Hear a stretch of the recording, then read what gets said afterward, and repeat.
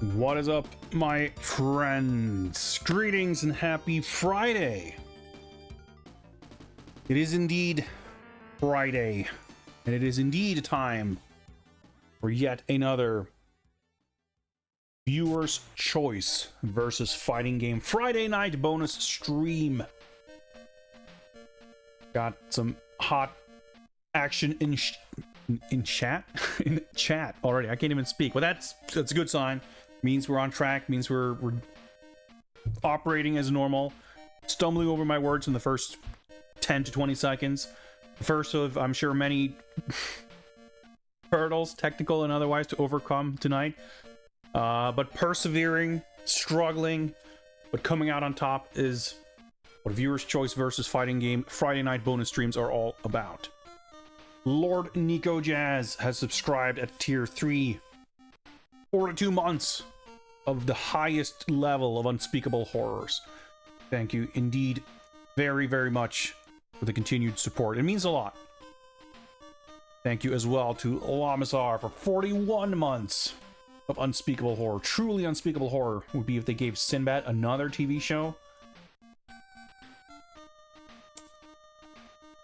I was trying to think of something to say. I don't think I have literally anything to say about that comment, other than thank you very much. Thank you very much. What's up, Goaty _? What is up, Dark Rift? What is up, Ushi84? What is up, Seminaskia? What is up, lurkers in chat? VOD viewers, everybody else, welcome, welcome. I think you guys know how this works by now, but in case you're new here or you haven't been around for one of these streams, we do a recurring community challenge where people sink their hard-earned coins into the funding of these here Friday night bonus streams, in which I play fighting games chosen by you, the viewers. You will get the opportunity to enter a raffle of sorts, the winner of which gets to pick a game from the list handily linked by Nightbot, courtesy of Nico Jazz, right there in chat. !VS will give you the link to the spreadsheet where you can see the list of available games. You can see links to YouTube and or Twitch VODs of the games that have previously been played. And you can figure out ahead of time what game you would like to subject me to. We've made good progress, although we have been at this for coming up on 4 years, I think. Holy shit. Because I believe New Year's Eve 2019 was the inaugural Viewer's Choice versus Fighting Game stream. And then for a while in 2020, we did it sort of sporadically. And then I think roughly 2021 onwards, we've done it as these community challenge things. I forget how many of these streams we've done, but the VODs are all numbered, so I could look that up if I was really bothered, but I don't know. A lot. According to the statistics in this here spreadsheet, we have played 218 games out of currently 301. Of course, the number of games will grow as I keep adding new games to my collection. It will and technically should certainly shrink at some points because we have games that are added to the list that for one reason or another have ended up being unplayable. In most cases, I've left them on the list with some amount of hope that they will become playable at some point in the future. But I should probably take some time to clean up a little bit because we have stuff like although, that's actually a weird, funny story. Darkstalkers Resurrection came up not too long ago. That was the collection that came out on Xbox Live Arcade and PSN for the PS3 that had Vampire Hunter and Vampire Savior. I bought that when it came out, and we played Vampire Hunter on that collection on PS3 on one of these streams. And then I think a few months ago, earlier this year, someone requested Vampire Savior, aka Darkstalkers 3, on that collection. And according to PSN, I no longer owned the game. And we spent like an hour trying to figure out what the hell was going on. And I just straight up, I don't know, my ownership of that game has been revoked, apparently. So we tried our best to make that game playable and didn't work out. So it's like still on the list. Well, I guess it was the other way around. Okay, looking at the spreadsheet here, we played Vampire Savior, but when we tried to play Vampire Hunter, it didn't work out. At some point in between doing that stream and now, I recall seeing in my Xbox library that apparently I own Vampire Resurrection or Darkstalkers Resurrection on Xbox. It seems entirely possible that it might have been a Games with Gold release at some point, because I don't think I would have bought it twice. I mean, not that I'm above buying the same game twice, but I don't recall. I wouldn't have bought it again on the Xbox if it wasn't for the purpose of actually playing it or something, but I don't know. I don't want to like promise that tonight because I only think I have it. I'm not sure offhand if that's like what console that's playable on and whatever else. Like I need to do a little bit of research, but I was just reminded of it now. So before we do another one of these streams, I'll try to make sure to look up what the status is of that. And if it does indeed, you know, if I indeed have it and it indeed works, we can add it back to the list, but we'll just play the Xbox version instead of the PS3 version, I guess. I don't know. That's weird. But yeah, there are other cases of games, like some PS3 games that, like the Tekken games on PS3, all like cause my PS3 to lock up. And apparently that's like a known thing with those games. They can cause some kind of overheating issue. And it's like, well, if/when I get a better PS3, because this is a launch system, or just do some kind of cooling paste thing, or just, I don't know, fucking blow some air through that thing and get rid of what I'm sure is layers and layers of greasy dust. Maybe it'd work better. I don't know. But I have not only Tekken Tag Tournament 2, I have, looking at the list here, Tekken Tag Tournament HD and Tekken Tag Tournament 2 Prologue.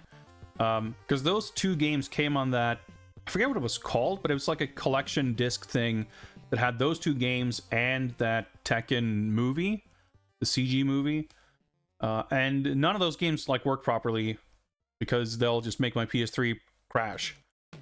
But because I really want to be able to play them, and I have them in my collection and everything, they're on the list for now. They're just not available to be picked. So there's some weird edge cases like that. But in any case, what I'm trying to get at is that there are still, I was going to say about 100, I guess about 80 games to pick from. The list is shrinking, that's for sure. And as of the current, you know, status situation here, we have played 72.43% of the available games. That percentage, you know, it kind of goes up and down here because we keep adding games to the collection, but still a fair amount of games to choose from. More than we can cover in one stream, that's for sure. More than we can cover in 10 to 12 streams, I would say. We usually try to go through about, I keep saying 5 games, but recently it's been more like 3 to 4. We do a raffle. The winner gets to pick a game. I play the game for usually, recently it's been like an hour, but I try to go through the arcade mode or an equivalent. If it's super impossible or I just hate it or whatever, I might give up. But I usually make sure to at least give it half an hour so we get, you know, get to sink our teeth into it. And in some cases, if it's like a game I've never played or a game that has some interesting modes or something else worth exploring, we might spend a little bit of extra time. Or if it's just, you know, pretty hateful and I just really want to conquer it. We've been known to spend upwards of 90 minutes on a single game if it feels warranted. But that's the basic idea. There will be a channel point redemption to skip the line and just pick a game, but I want to make sure that we at least get one proper raffle in first. So we'll start with a raffle, and then after that we'll enable that reward, but there's like a cooldown on it, so someone can pick it, and then probably we'll do a raffle for the next game, etc. You get it. There will also be a channel point redeem to pick the character that I'm going to be using for the game we're playing. Otherwise, I will just pick whoever I feel like.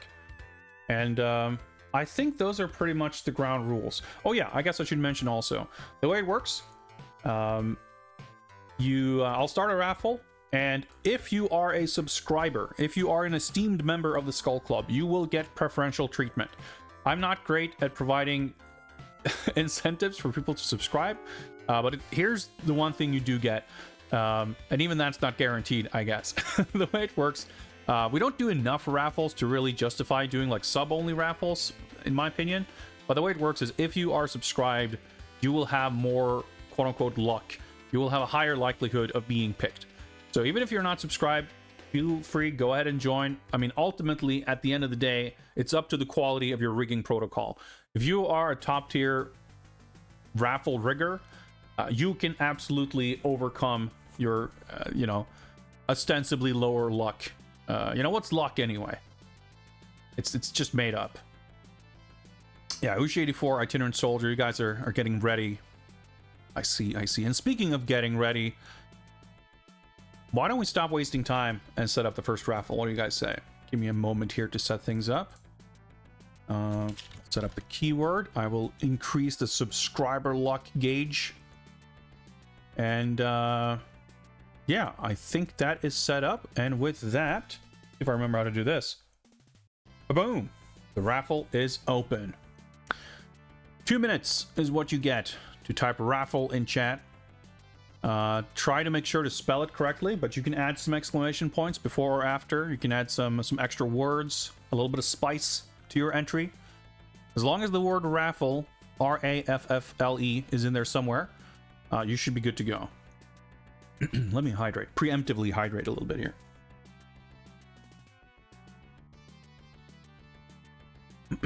It's actually been a hot minute since I did one of these streams. We did recently-ish change things around a little bit, increased the budget or the price of admission here. But it's fine by me. I've been kind of preoccupied and busy with some other stuff, and it's all the sweeter when we get to do one of these streams. But realistically, this will almost certainly be the last one of the year, unless we do some community challenge funded thing at the end of the year, which I still need to plan. I don't really have any Christmas or holiday or New Year's plans, etc., but it's become a tradition in lieu of anything else to do on Christmas for me to do a big old Christmas Eve celebratory stream. So I'll probably do that this year too, but that means I need to think about programming and figure out what I'll be doing for it. Yeah, there's been a little bit of fight tax inflation, but I think it's we had several months where the funding happened very quickly. All right, last call. Type raffle in chat if you want to have a chance to pick the first game if you haven't already. Got a few seconds, accounting for Twitch lag. Ooh, I'm not sure if I said that right, but thanks for the follow. Let's go! Let's go! Boom! Lord Nico Jazz. Those tier 3 subscriptions paying off. Congrats on the win. Got a pick ready. Let it rip. And let's find out where we start tonight. Super Street Fighter 4. I'm looking at my list here. Gonna look it up. That's gonna be on the PS3, isn't it? Pretty sure. Yeah. All right, we'll see how it goes. Hopefully it'll work well. PS3 games are cursed. No, we'll try it. Don't worry, Nico Jazz. Like, it's just we have a history of running into things, but I think this should be perfectly fine. It's not that my PS3 doesn't work or anything. It's just certain games. It's more the digital stuff. Like, I have this on disc, so it should be perfectly fine. But it's also just, I don't know. It's like a recurring joke that there's always technical issues of some kind anytime we do these streams, and the PS3 seems to invite it further. PS3 lives in the jank dimension. I mean, that's one way of phrasing it. But hey, I'm always happy to have an excuse to boot up the old PS3 and make sure that shit still actually works, you know. So we'll do it. We'll do it. Hooded Tortoise. Oh, thanks for the follow. All right, give me guys a sec. I'll yeah, I might have to dig out a disc and maybe wrap some cables some direction here. Oh fuck, you know, actually, trying to think. Yeah, because we had like the whatchamacallit, opponent capture that's also a little bit weird, but it doesn't always not work. So let's see how it goes. It should be fine. But I'm gonna need a minute to set up, so I'm just gonna head over to the BRB screen while I run around, and I'll be back in very short order, and we'll check out some Super Street Fighter 4. Hopefully, be right back.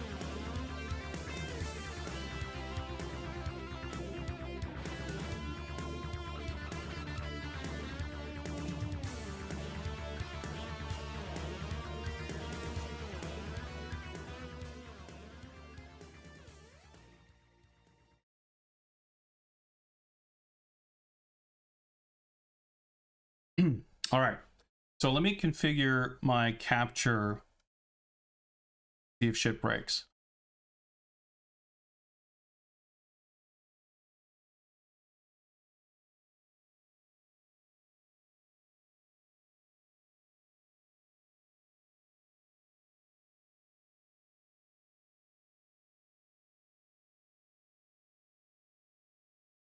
Why?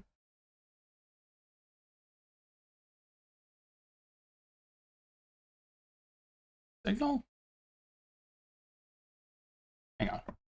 Oh, okay. Cable wasn't fully plugged in. All right, do we have audio? Seems like it. All right, so I think we're good now.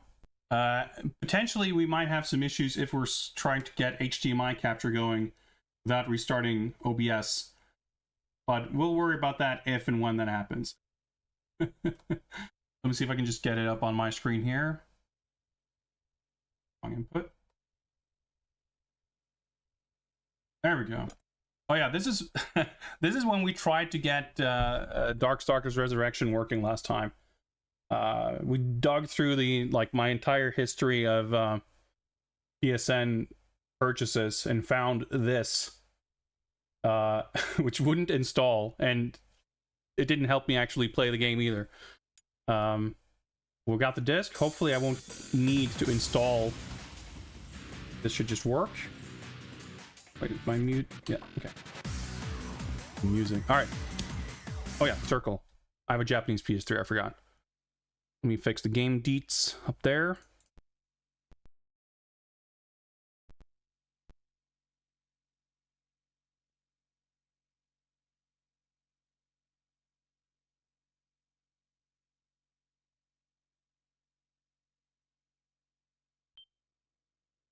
All right, I need to change resolution on the capture. Give me a second.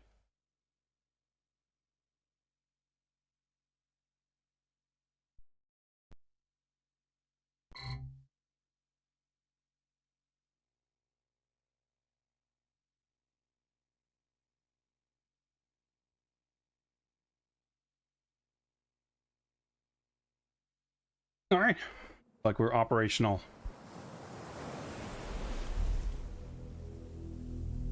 Haven't seen this in a while. It's like pretty loud. I need to get some kind of audio mixing situation. I feel like every time I play something, I'm either complaining that it's too loud or that it's too soft.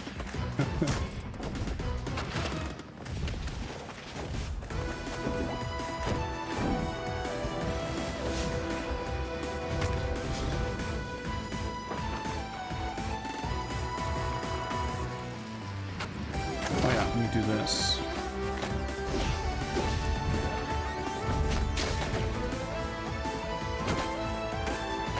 If anyone would like to invest in picking which character I use, feel free to do so while we enjoy the opening here, and we also get the timer up on screen.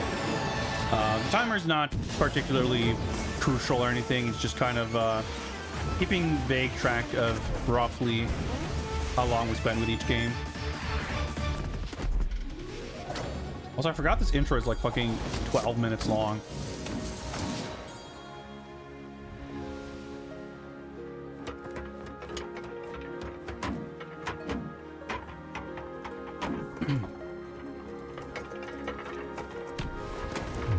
Like, I think SF6 was an apology to the DJ and guy players from SF4. I mean, DJ's pretty much always been trash.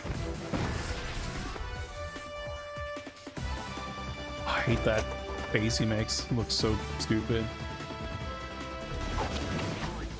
There's a lot about the art direction of this that I'm not a big fan of. But also, the game doesn't look anything like this anyway.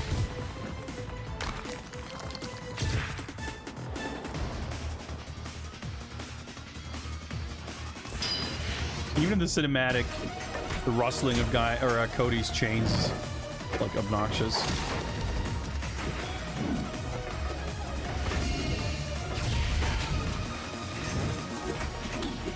I never really quite got the whole thing with this weird, like crosshatch pencil thing, whatever, in this cinematic. Because it's not, I don't know, they go really heavy on it, but it's not, I don't know.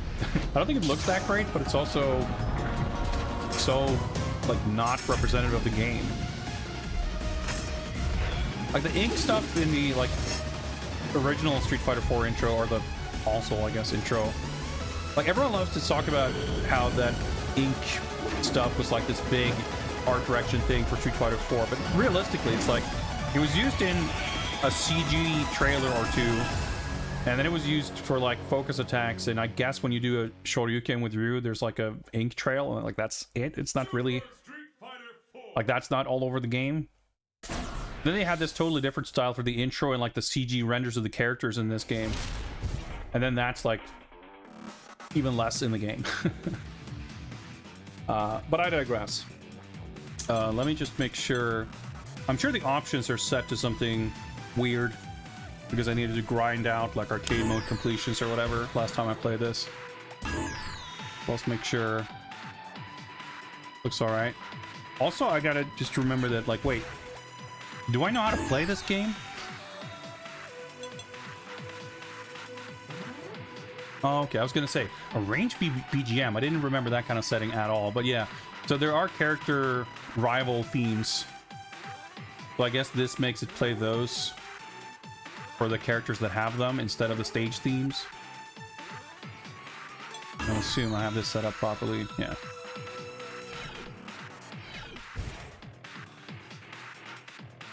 Oh, okay, I guess the game options happen when you start the game. Let's start the timer. Oh wait, sweet, we haven't even started yet, and Live Split has already crashed.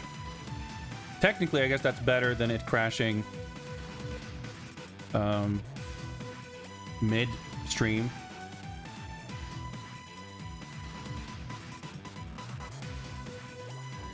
So there we go. Let's start that. Hey, it's working.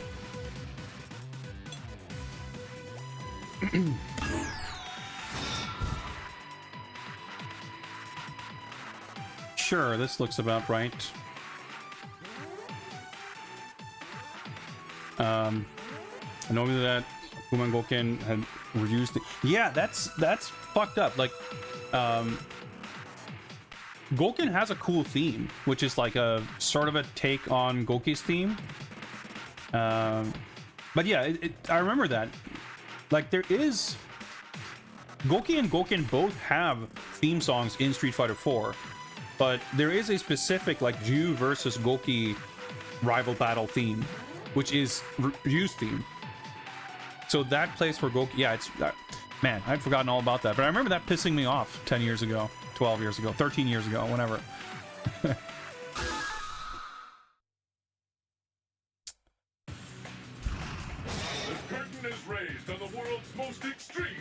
So I had a few characters that I would play in this. I played a bit of Fei Long, I played a bit of T-Hawk, played a tiny, minuscule amount of Adon. But Abel was my main character in original Street Fighter 4, and I played him a decent amount in this game too. I think we played original Street Fighter 4 for these streams at some point. I'm pretty sure I would have picked Abel. And I think ultimately he's the character I'm the most comfortable with. And it's not like I played these games enough, let alone recently enough, to really remember any differences between SF4 and Super SF4 as far as Abel goes. I think we'll be comfy enough. Yeah, I don't have a lot of DLC or anything for this version. So we're rocking this costume, I guess. Right, and I think too, like, I remember Ultra 2 was cool and all, but because it's like this weird full screen grab, it's unblockable, I think. But Ultra 1 is the one you can combo into, and that's the one I mostly remember how to use. So let's see how this goes. Oh yeah, they had these little still image story bits. They just play the character theme in the background. Dude, the bloom is pretty out of control. Regulated Oi, thanks for the follow.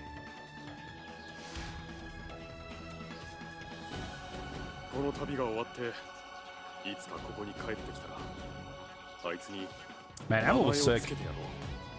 I'm not super upset that we didn't get him in Street Fighter 5. I had a lot of fun with Rainbow Mika. And there's a lot of characters that I enjoy in 6. I'm not necessarily like clamoring for his return, but I just think he's such a cool character. Same with Viper. That it's like, man, I can't believe they haven't brought those characters back. I mean, Viper was in Marvel 3 at the very least, but Abel was in Street Fighter Cross Tekken. But like, he shows up in the story mode of SF5 as like a total goof. Yeah, I just remember when he was first revealed in like a Famicom article, I was like, man, this guy's sick, he's gonna be my main. And he actually was. That's like pretty unusual, if I remember anything.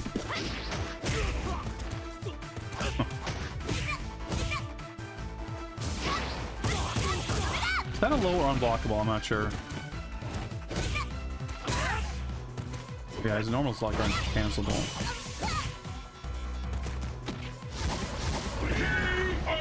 Yeah, there's a lot that I really don't remember, but I think we'll do okay. We'll do okay. And even back then, like, characters are at least 60 FPS. They don't have weird frame rate issues, at least not on this stage. But I remember when this, like, when Street Fighter 4 came out, it really bothered me that the sort of art style of the background character was so different from the like actual characters. That does combo, right? Or you do the close, yeah, right.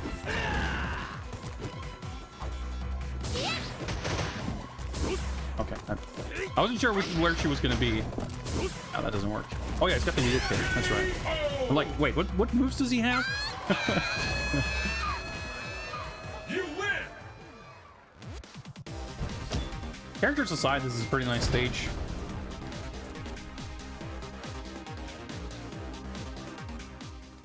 There's some decent stages in SF4, some pretty questionable ones too. Destination confirmed.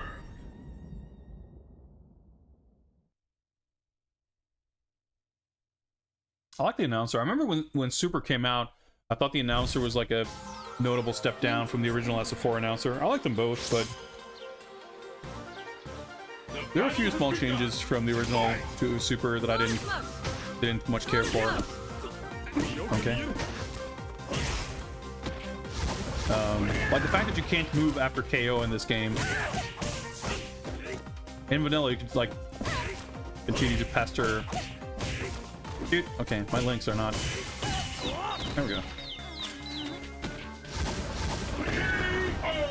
You like keep pressing buttons for a second and hit the limp body of your opponent, but no fun allowed from Super onwards. Cross myself up. I don't have the timing down. There we go. That's a one-frame link, I'm pretty sure.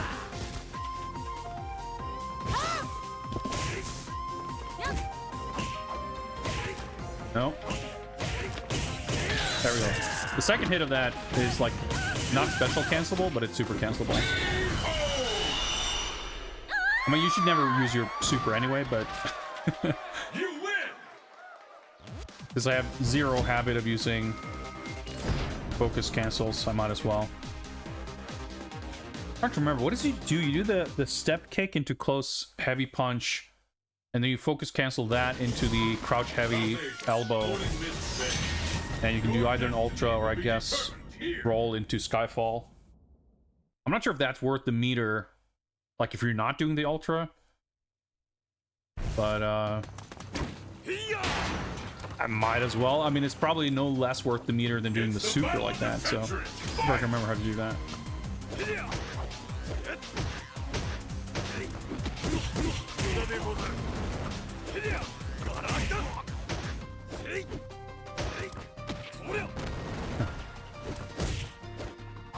Stand medium kick is so weird. Yeah, it just goes over everything. Like, Able's interesting because it's got like, oh yeah, that's fake as fuck, but hey, the computer. Oh yeah, you can. Okay. That's not a grab, is it? I was probably punishable.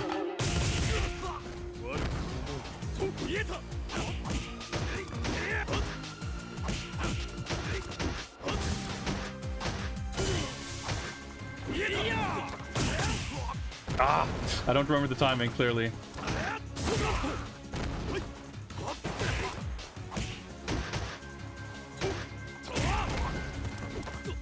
Dude, okay. I guess you can't get thrown on wake up. I forget how that works. Or I could have been just like a frame early.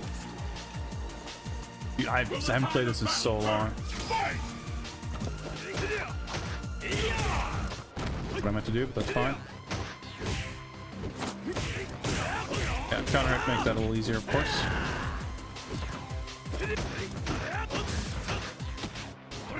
I guess you do that on block, so.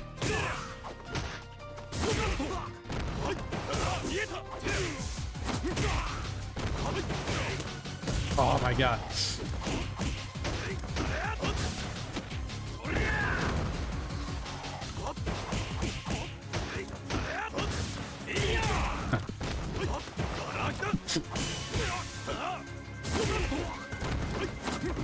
Dude, I did not. Okay. I jumped diagonally when I meant to neutral jump. Dude, my inputs are sloppy as shit. This is the last round. That's how it goes.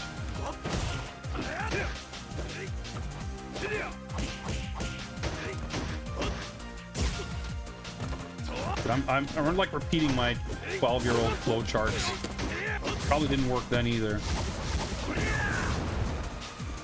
Like pure reptile brain. Now that's gonna hit. Maybe that is a grab, actually. It kind of looks like. Because he kind of goes right into it.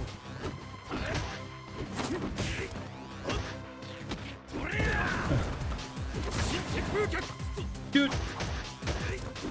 Yeah, the frame data, everything is so foreign. Like, it feels like that should absolutely work, and then it, like, just clearly doesn't.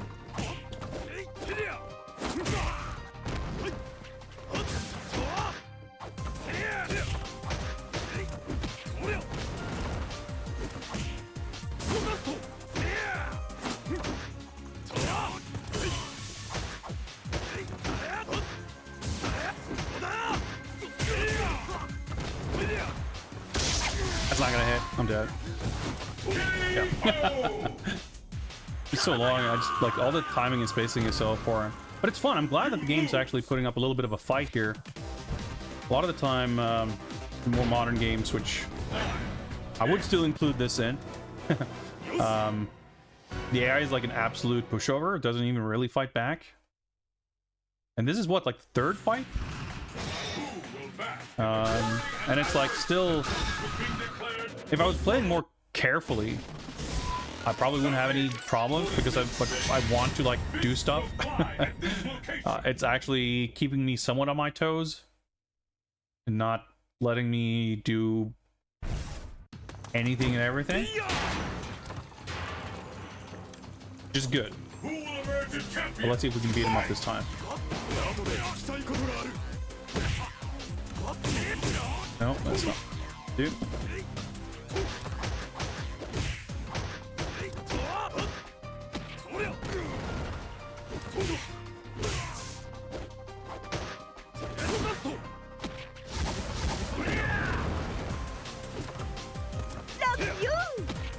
Yo. Do the follow? Oh, that was way too early. That's enough. Wait, I stand LK is pretty good. Pablo's like a little awkward because he doesn't get to cancel off a lot of his stuff. And if he does, like, he's got a weird set of normals. The step kick is like super good. And a lot of his other normals are like okay, but they're kind of awkward, like in terms of what they lead to. Like, you can do that. That's his crouching MK, which has this weird, like, anti-air hitbox.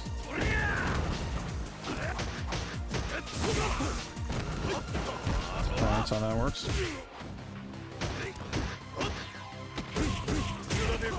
I'm trying to command grab from that, because I don't remember if he has, like, throw invincibility off of that or something.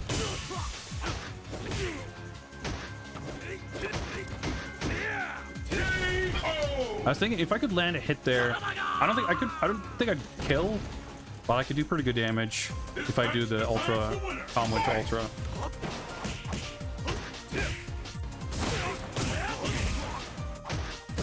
I probably shouldn't go for that.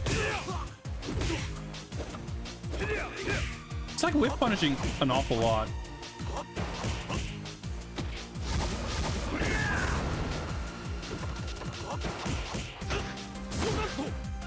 Okay. Alright, I think we should have this.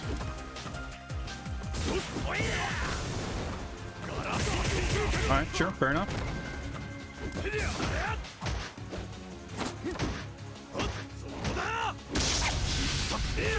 I'd say to survive this.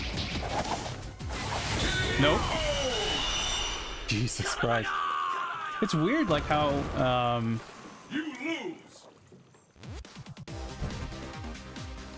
punishing this is like in the specifics of patching, like with punishing and the way they use the ultra. Like he used, this was his ultra 1. He used ultra 2 previously.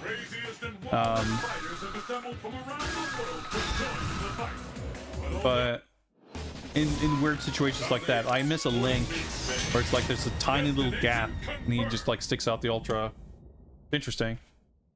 Funny too, like I remember this game being such a complete pushover. I mean, it doesn't help that I can't do my combos and I don't remember how to play, but And my execution is terrible. Doing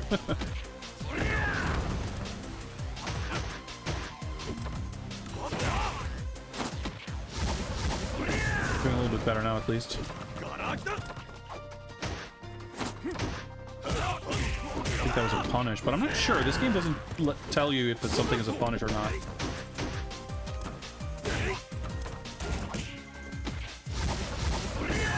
Oh wow, I thought for sure that would kill. I guess I'm used to like Street Fighter 6 damage.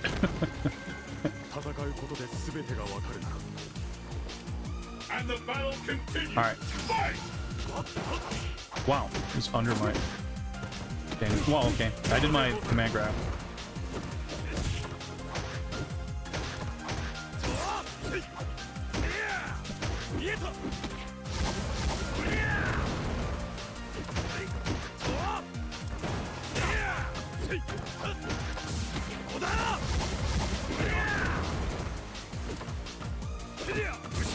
I was like waiting for him to jump to do Skyfall, and then I just didn't.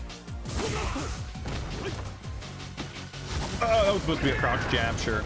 Oh yeah, the combo with the ultra in the corner is weird, I remember. But I think maybe they fixed that. They fixed that in some version. Dude, the fucking input reading.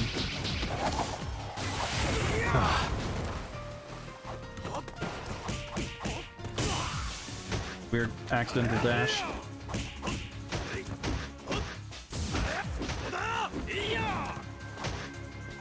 Not gonna die from this, I don't think. No.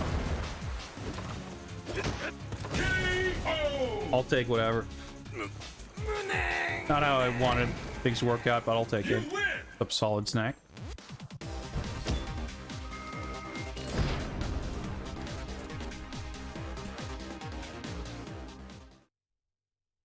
Let's hope that was just a little bump in the road, a little spike. We'll do that. We'll win this one, I should hope. Apple doesn't exactly have the best. Like his moves isn't really beneficial for this. Like he doesn't have a good special that he can cancel into. I guess we'll just do this. Alright. Oh, is it low? Okay, I see. Oh boy, this is a little sluggish, but we got 36 seconds. I think we'll be okay.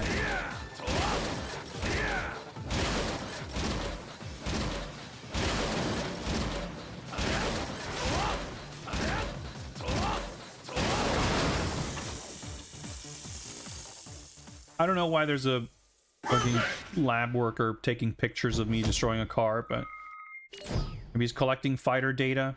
Who knows? Apple, yeah, I really enjoyed playing him. I just think he was a cool design. He has fun moves. Like his voice is amazing. I always loved his voice. Yeah, his moves were just fun to land.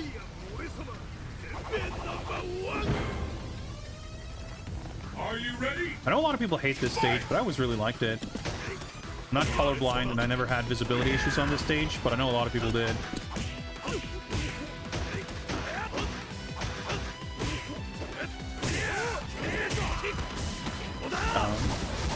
But this, which is also weird, by the way, this song is like the theme of Street Fighter 4. And it's just like this stage theme.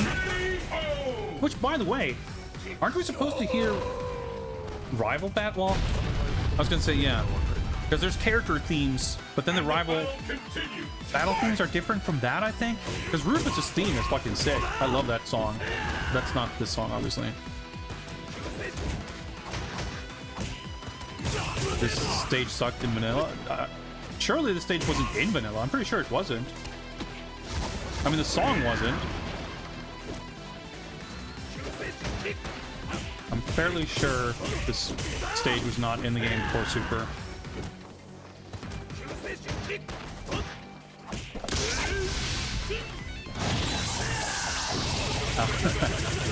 So Apple Super's 3 different versions have different.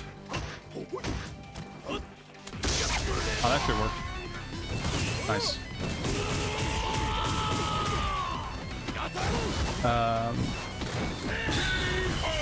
He has 3 different invincibilities for each strength of his super. Strike, projectile, or throw, I think. So I tried the jab and I thought maybe jab is strike invincible, and it might have been. I think probably Rufus's Ultra, I'm sure, would have a much larger invincibility window than his super. It wasn't visual, a lot more red. I'd have to look that up because I feel like that's... I have no memory of that. Like, I remember... It was a long time ago. Obviously, my memory is highly likely to be faulty. But I remember that being a new stage and it being cool and it being like one of my favorite stages. But original Street Fighter 4 was like around for such a brief period of time that all memories of it are like really weirdly fleeting.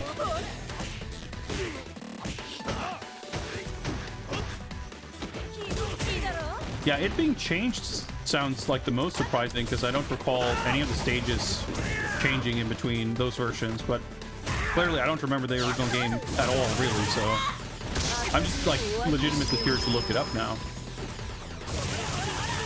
Because I know there were like plenty of characters who didn't have character themes in the original game,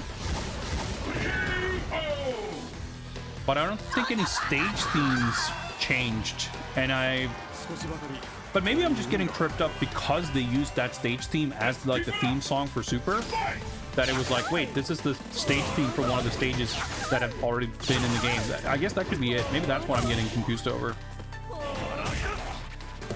Clearly I'm confused about plenty. That was meant to be a regular throw, but sure, we take those. What's up, Swordfan?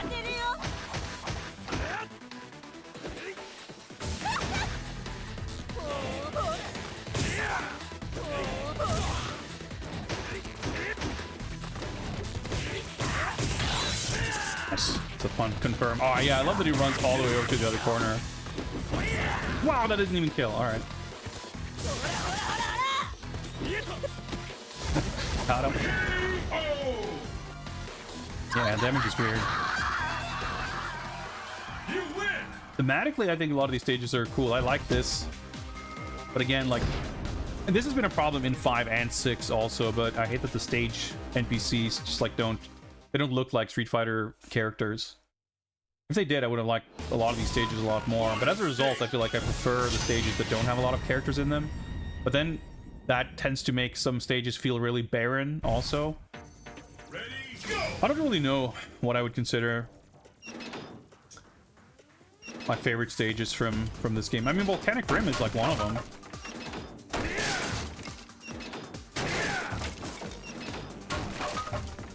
Highly mysterious gravity in this one.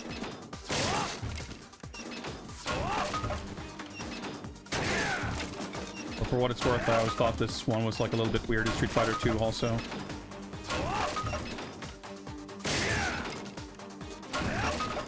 Highly focused on this. I'll look at chat in a moment.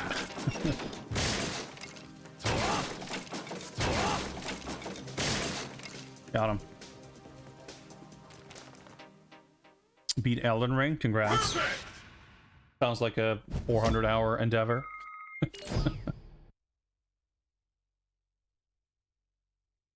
Congrats on completing it. Congrats on being able to put it behind you. Your destiny will be determined. Yeah, it's just like the bonus stages that like I enjoy the fact that they put this bonus stages back in this game. You do them once and then you like disable them so you don't have to bother with them again. But I think they could have like done something a little bit more with them. They just, I don't know, the pacing of how they're presented, like they just kind of feel a bit superfluous and like clunky. Oh, my fingers were misaligned on the joystick. I wonder if things came up weird. And I do not much care for Chun-Li's model in this game. I mean, I don't care for a lot of the like 3D modeling in this game. Got a lot better in the later iterations. But a lot of the original character models have a lot of aspects that I don't really like much. Like, the new characters don't have that issue, per se, because you don't have a frame of reference what they should look like.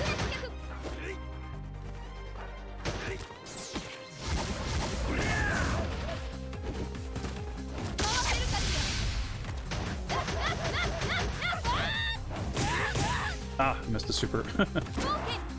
Actually, let me try. Ooh, that was supposed to be a step kick. Dude, I can't fucking hit forward apparently. Dude, I did not expect that to reach.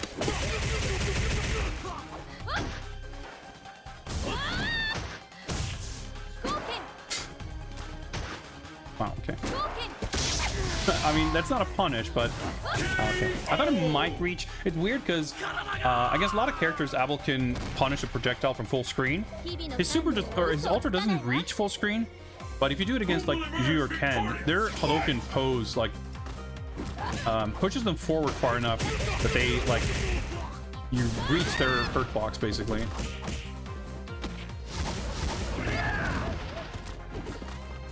That was an overpass main. I didn't much care for that one. Might as well use the meter.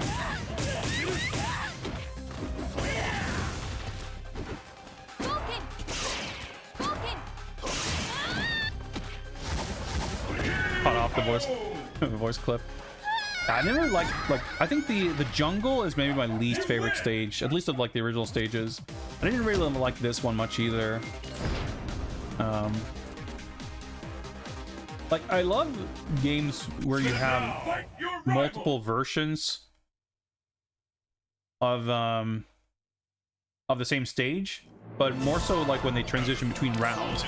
Having like the stage roster sort of broken up by or like populated with slightly different versions of stages, I think is kind of a bummer.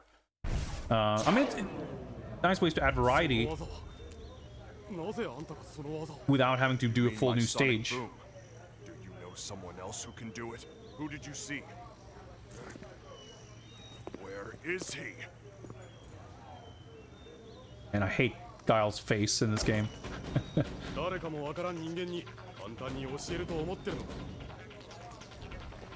Like he's got no forehead and he's got this crooked nose. He's just like drawn in a way that's like so different from. Okay, so now we get Abel's theme for this match. Is that what the arranged BGM does?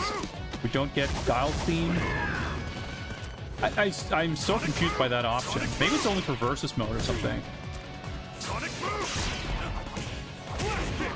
Just weird for my rep. Dude, my inputs are so messy.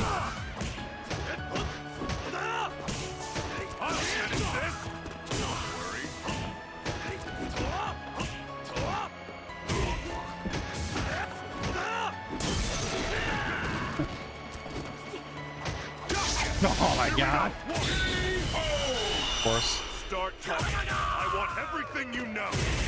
Oh yeah, I get extra dialogue in the rival battles.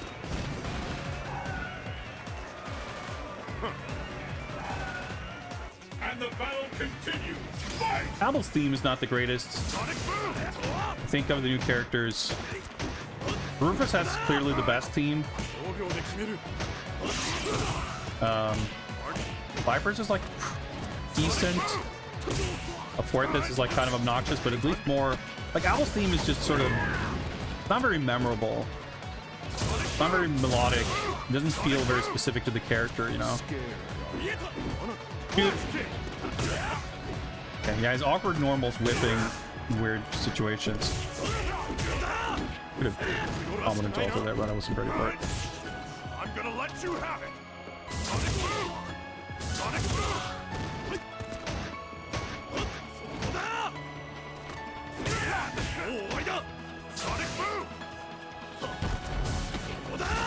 You know?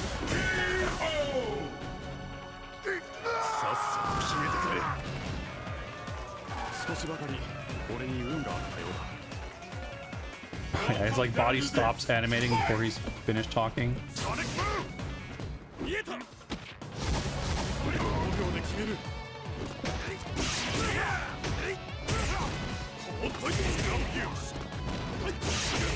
Nice, that works.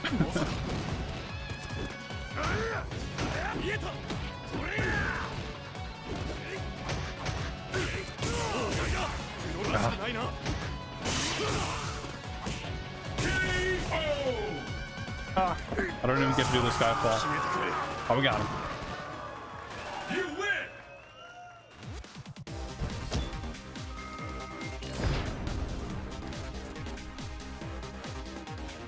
Yeah, so whatever happened to this plot line of like Abel having some connection to Nash?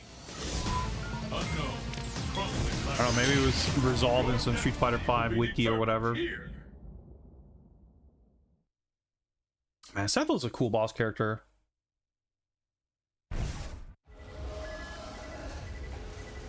I love Seth's voice too. Like, the voice can do so much for me, like liking a fighting game character.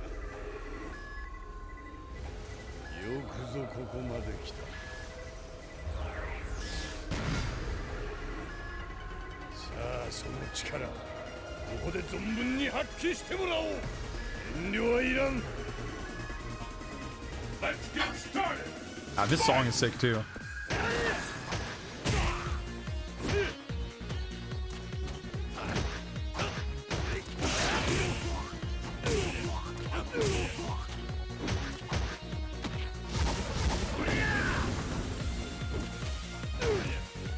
This is a good boss fight.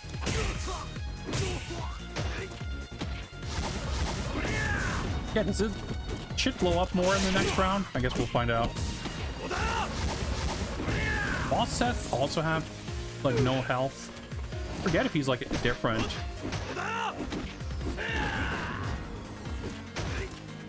Frame trap myself into making that work.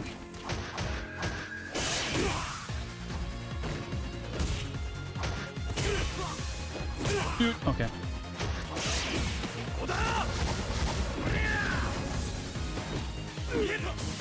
I really didn't need to spend that meter, but might as well. Well, Seth doing the song. Well, was that explained / resolved? Oh yeah, there we go. Little stage transition, like the stage explodes more. He does a little extra pose. That's really cool. Of course, I pressed the button, so of course the supers. It's so funny. Like I don't remember. Like that's so blatant. The infiltrating.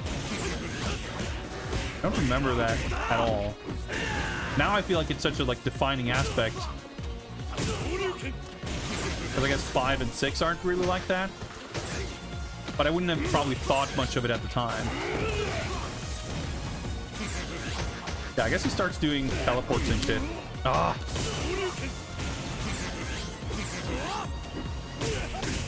Oh my god, of course. Tough.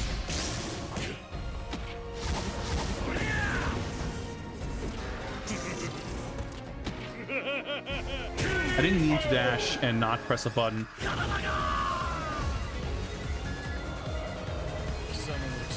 I think the stage is good for the Seth boss fight. Other than that, I wouldn't say it's my favorite stage, but this might be my favorite stage theme in the game. I always get hyped when I hear this song.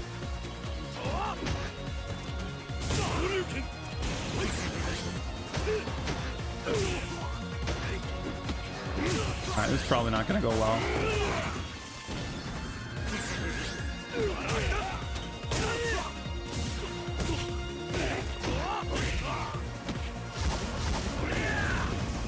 I would like to do that ultra combo with this once, but I mean the combo into ultra. Oh, I fucked it up. I didn't get the change of direction to come out.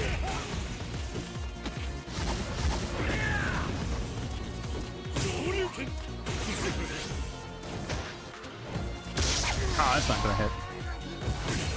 It did. Okay, I think that's probably it. It should be. Alright, cool, that was satisfying. It was a good fight. Yeah, I'm pretty sure this is Seth's theme that's specific to this fight. Like, the, like, every stage has a theme, and then there's a set of rival themes. Actually, no, I think the way it works is there's,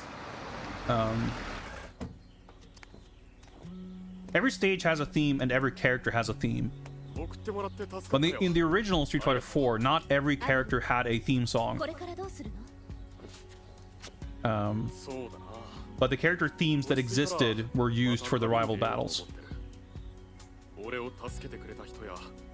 俺と同じ顔をした男のこと。知りたいことがたくさんあるんだ。There's a lot of storylines that we plant the seeds for and don't do much of anything with, but here we go. Like, that was a cool character, but the whole like amnesiac soldier whatever thing, like obviously, you know, I'm sure there are elements with Seth and that whole thing that's like explained somewhere, but I've never felt very satisfied with like the premise they created. I think in general there's a lot of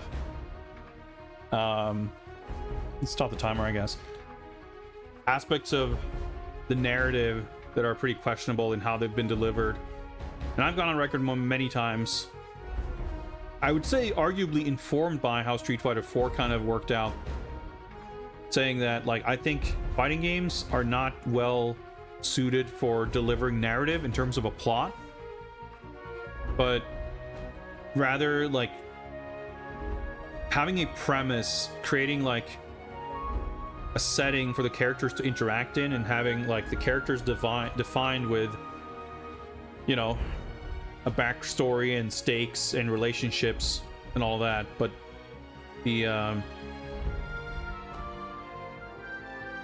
setting up for some kind of plot to happen and then not even really being able to or bothering resolving that plot, like Street Fighter 5 I think had issues with that as well, and I think Street Fighter 6 does handle it better by not trying to have World Tour mode be like this big story mode. There's like the comic series that sort of explains the whole deal with Nishal and JP and Ken, and there's like a setting and a premise for what has sort of led up to the events of the game, but there isn't necessarily a story or narrative to like the events that happened during Street Fighter 6, which I think is like perfectly fine. It's sort of like just sort of a snapshot in time. There's not just a lot of plot to it, like, but what you get instead is characters interacting and sort of making reference to things that happened in the past, or making reference to their, you know, where they're at in life or what's going on and their relationships to other characters and all that stuff. It's trying to like have these, you know, just seeing Gouken and Gen here as well, like, all right, so how are they alive, what's going on there, and they're just kind of there, and then not much comes of that. I don't know, it's a little bit messy, to say nothing of course of just the overall weird timeline of characters from Street Fighter Alpha and Street Fighter 3 essentially being sort of the same age, even though this should be after Street Fighter 2. And yeah, it's a little weird, but I think they got better at making it such that the weird aspects of that didn't matter as much, I guess, or like weren't as front and center or relied upon. Like Street Fighter 5 having this big story mode where you would think that Necalli would be sort of explained or made a bigger deal of, and then kind of wasn't, and I don't know, that's weird. Anyway, this was fun. Let me set up a new raffle and we'll see, depending on what game gets picked, if we'll have capture issues or if things are going to work out. Luckily this worked just fine to play, but we'll see what happens next. So give me a sec here. Thank you, Nico Jazz, for picking this game. I did quite enjoy this, and yeah, I think we are good to go. Raffle is open. Got one game down. Let's work on the next. Let's also go to the spreadsheet and list this game as having been played on 2023 12/01. It's the December 1st today. Right, okay, let's make that red. This game has been played. There we go. 219 Games played. I should add a games remaining thing, I just realized. Starting to become relevant.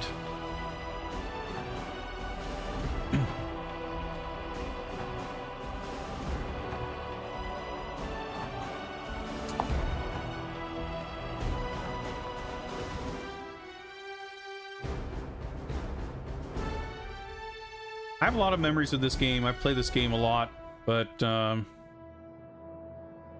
don't know that I have a lot of nostalgia for it. Playing it like I'm not I'm not that excited to play more of it. There's characters that I miss having around, but overall I'm enjoying Street Fighter 6 quite a lot, and I'm sort of presented by Capcom. happy to not well, it sounds harsh to say I'm happy to not play this anymore, but fun to revisit like this. But I don't feel any like inclination to spend any amount of time relearning and regrinding and going back to it in that way. Although, I mean, if I did, I'd be playing Ultra on Steam and not this version on this platform. But it's cool. I'm glad I have this version and I have the original game. So at least I can go back and play them if I want to, which isn't as easy, perhaps. All right, let's see how we do in the next raffle. Let's go! The winner is... Boom! Trap. Congrats on your excellent rigging. Let's find out what we're gonna do. Bingo! Indeed. What you got for us? Guess we can pop this disc out in the meantime. Find the disc. Yeah. I was gonna say the eject button. It's not really a button, is it? The eject surface.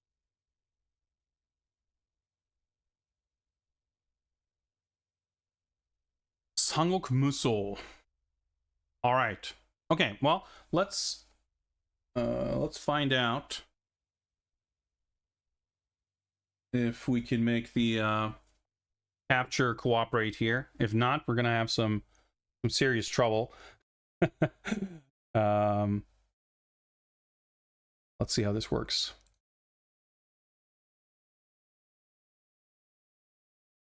Here, configure video on this screen. Fingers crossed.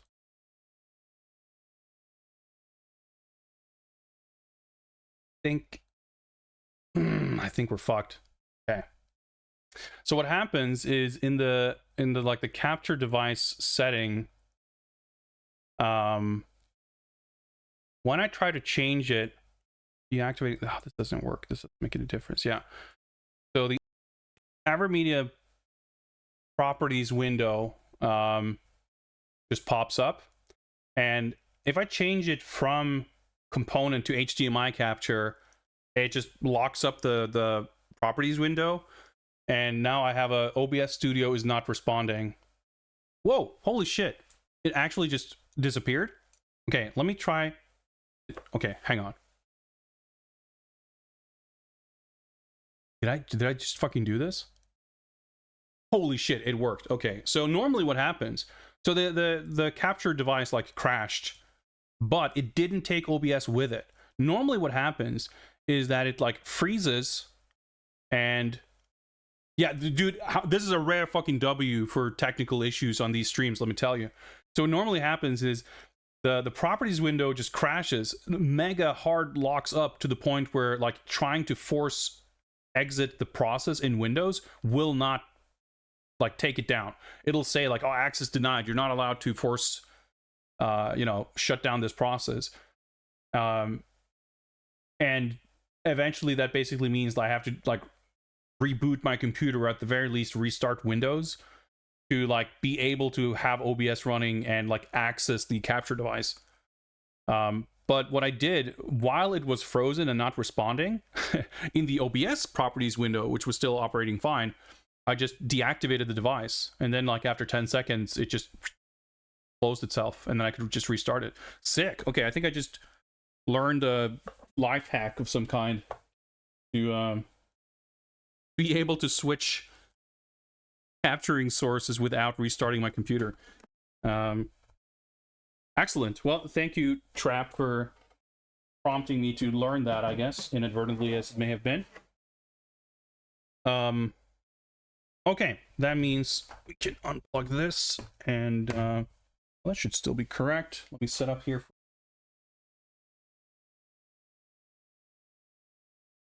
So I vaguely recall, whenever I last played Sangoku Musou, because I bought the game, and then I was like, yeah, let's try it.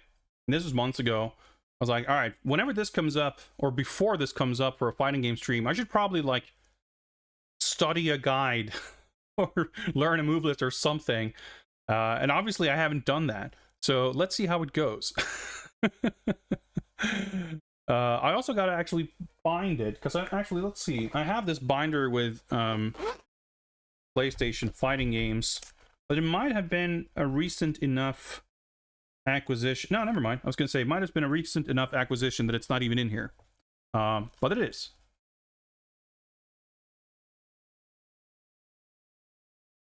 Sangoku Musou. Let me actually, let's hop on over here.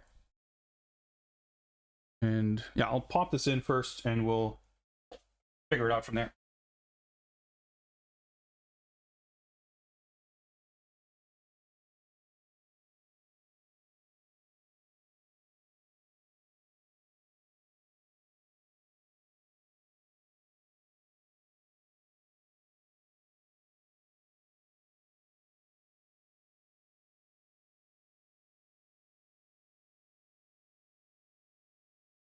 Of being a producer currently. Putting it in right side up.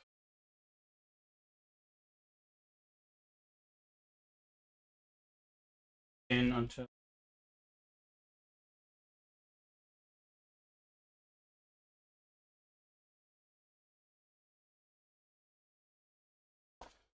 we also check the capture settings here. Oh yeah, the upscaler might be necessary.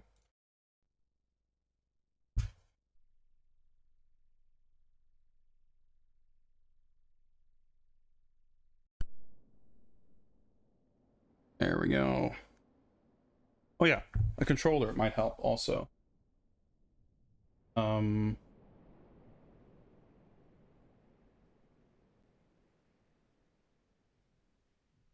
I probably want to use a stick, but let's check this real quick first. Oh yeah, let me go to my virtual memcard pro configuration web app thing here and switch to VS Fighting mount memcard. I reckon I probably have like a save file for let's see, let's try channel 2 for this game. Here guides Bloody Roar, Impact, Boogie, Arakenja, good old Editsuvaju, Bushido Blade, Megatude. Alright, let's check memory card 3. Oh yeah, the PS2 memcard Pro, yeah, it's supposed to come out before the end of the year. That's right. Recom Slam Dragon. Okay, I probably don't have saved. Let me just check this last one to be sure. Way, X-Men, Hideo Ken, right? Yeah. Psychic Force, Lord of Fist, Lightning Legend, Project Kairei. These fucking Lakujim logos are so good. Zero Divide, Tobal. Yep, turns out no save data, but at least we have that confirmed. That pop in, and I can adjust the game details.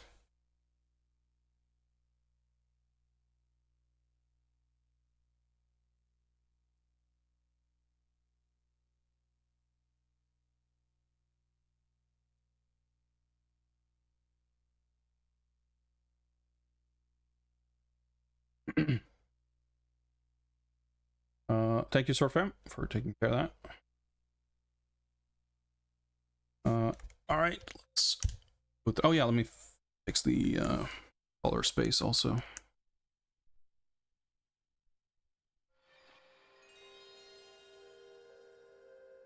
course, audio is like super fucking barely audible now. We'll make do best we can. All right, okay, 4 times as loud, but it's still a little bit soft. Anyway, that's fine.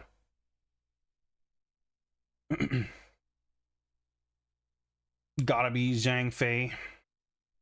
All right, I don't know any of these dudes anyway, so fine by me.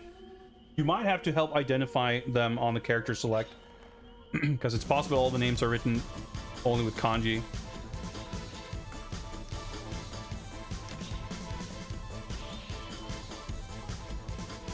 My Three Kingdoms knowledge is quite limited.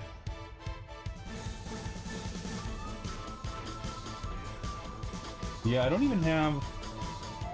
While we watch the intro, let me go see if I can dig out the box and if I have the manual with like a move list or something.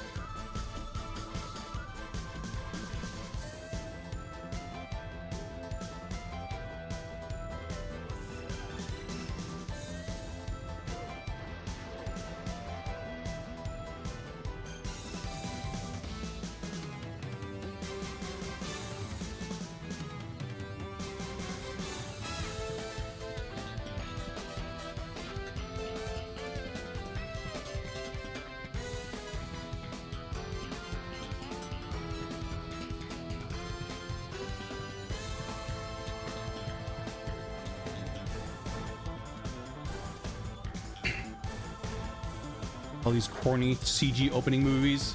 Sometimes they're really sick, sometimes they're a little goofy. Sometimes they have amazing music.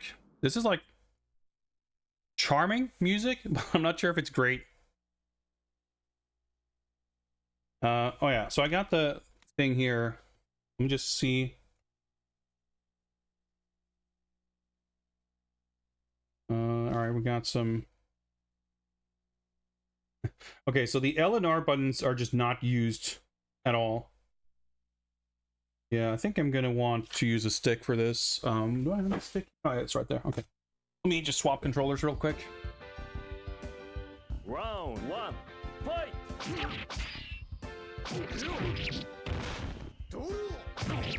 I somehow wasn't expecting this to be 60 FPS. It's actually pretty impressive because the character models are quite detailed. Obviously the levels are like nothing, but that's fairly par for the course. I feel like there's multiple 3D fighters on PS1 that kind of look like this and still run at 30. Although I guess this is probably, well, I was gonna say pretty late. But like even the UI is like high res as well.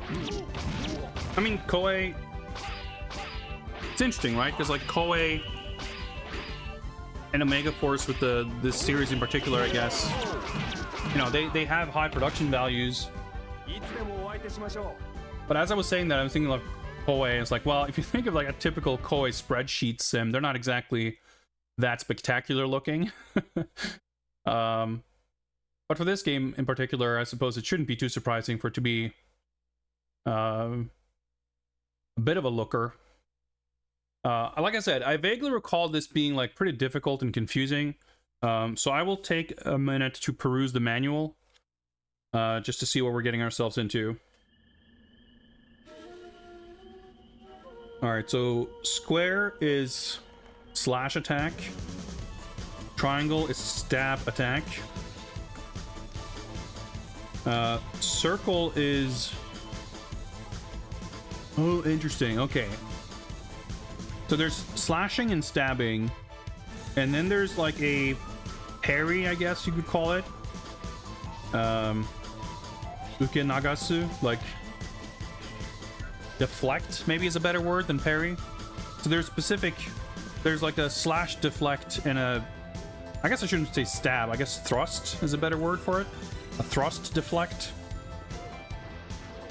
Both attacks to do a throw, and both deflect to do something else. Look at page 9 and see what they explain there. Amen no mikata, how to see the screen. All right, we got life gauge, we got PI gauge.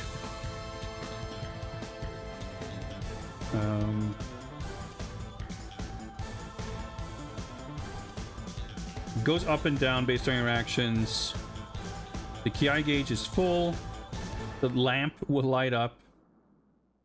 And you can do the Musou Lanbu. So you're super, basically, I guess. Okay. Is this the first Omega Force game? I'll defer to the nerds in chat. I actually have no idea. Could be. Yeah, so about the music in the intro and I guess during gameplay too, it's got this very dank, cheapo instrumentation that can be like somewhat charming, but also it's like it's somewhat charming, but it could have just been good instead. So I feel like any music in this that's actually good is so sort of in spite of the instrumentation rather than because of it. Kihon waza. Okay, basic attacks. High attack is just a button. Down forward plus attack is a mid, and down plus attack is a low. You can dash. Oh, okiagari. How to stand up. This is important.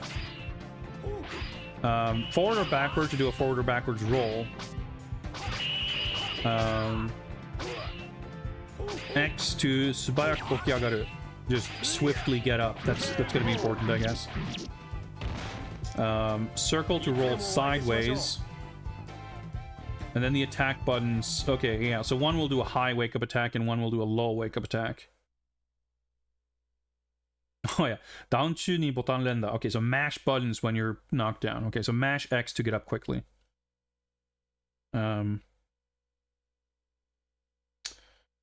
Up plus one of the attack buttons to do a pursuit attack on downed opponents. Oh, okay, so both deflect buttons does like an evade or a sidestep of sorts. Defense, so there's no guarding, I guess. It's just deflecting either attack. Which is kind of interesting. Uchiai, if you hit... Like it's like an attack clash, I guess. Yeah, it sounds like it's Samurai Showdown style. You go into like a mashing minigame. Musou Lanbu is a... Round 1, fight! Oh, okay. So you can use the super when your little lamp lights up. Or if you're low on health. I guess your HP is going to be flashing. And it's a quarter circle plus square and X or triangle and circle. Okay. Who was the character I was supposed to use? Sang Fei? Let's see if I can figure it out with hiragana who that is.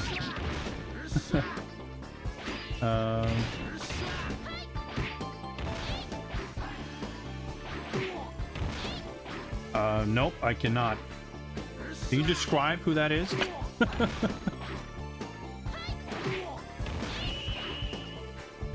I'm assuming whoever that is, you write their name very differently in Japanese. Beard dude with the spear.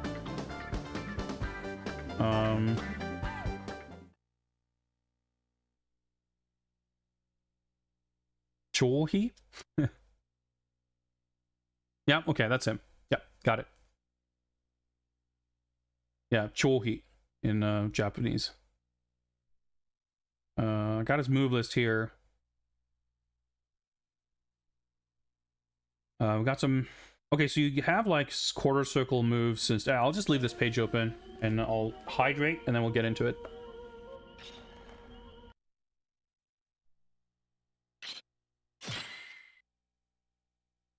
Let's double check. Unchangeable continue. Do that because it should be faster. Cover. Oh yeah, I wonder if you ABC. I reckon. Is this like how the character names are written? I guess by default type A it's all like kanji, so maybe it's kanji, hiragana, or Romaji or something. I'm curious to see what this changes, if that is in fact what it's related to. Whoops. Right, so I can't change it. Actually, I'll do this. So I have a weird layout on my stick, so this makes it a little easier. So square should also be attack 2, and this should be defense 2. There we go.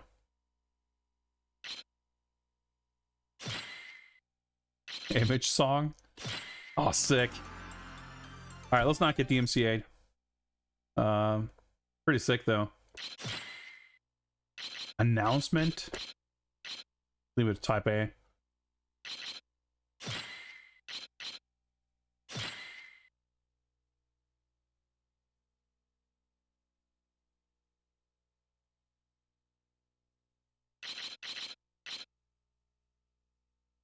Huh. Delete. Wait. Oh, okay. So I'm assuming this is like clear my records. What a weird, like, having these options. What a strange thing. All right. Let's start the timer, I guess.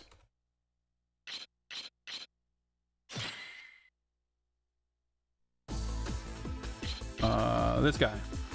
Dang. Okay, so you actually have.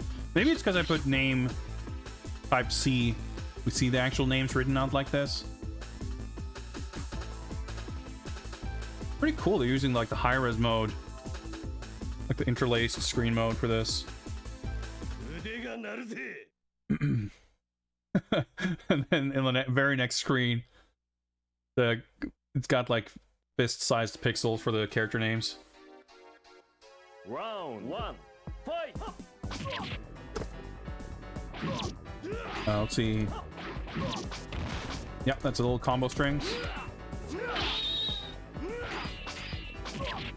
What else we got? Quarter circle. Whoa.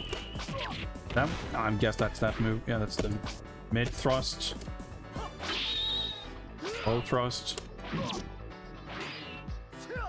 Nope. Up quickly. Oh my. Oh, wait. Oh, okay. No, that's a side step. That's this. No, okay. Okay, I was trying to defend. Maybe there is blocking also. There's a throw. Okay. I was trying to do a throw before, and I got a different move to come out, probably because I pressed the direction.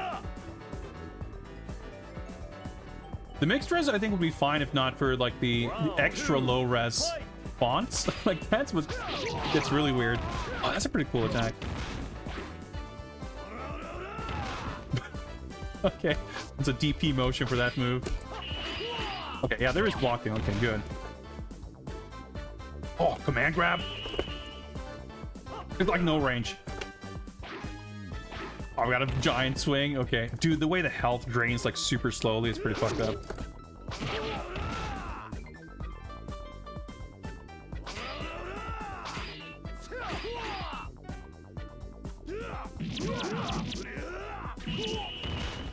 Yeah, like parts of it are pretty impressive. Like the animation is pretty great, honestly.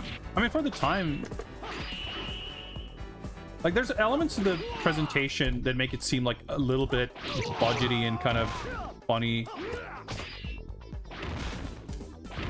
But then there's a lot of stuff that's just like, you know, the character models being not, you know, when this come out, 97, not mind-blowingly detailed, but certainly better looking than other games I can think of, and running at a silky smooth 60. I mean, Soul Edge is 30 FPS. Granted, it has significantly more detailed stages, and I'd argue more detailed characters and animation, and you know, it's got these kind of cloth sim and flowing hair and details like that on some of the characters.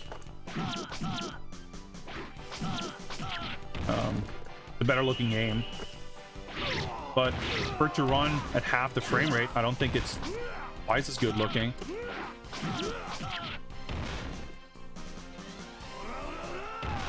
Oh, that, okay, it's a low attack, I see. I missed the command grab. I mean, it's definitely... Yeah, it plays a little funny with the 2 attack buttons. Round 2, Yeah, the grab range is 90s 2D fighting game. This is not.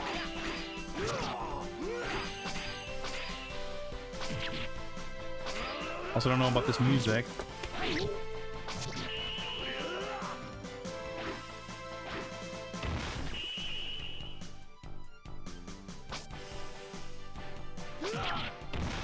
Oh yeah, right, there's a down attack, I forgot. If I do.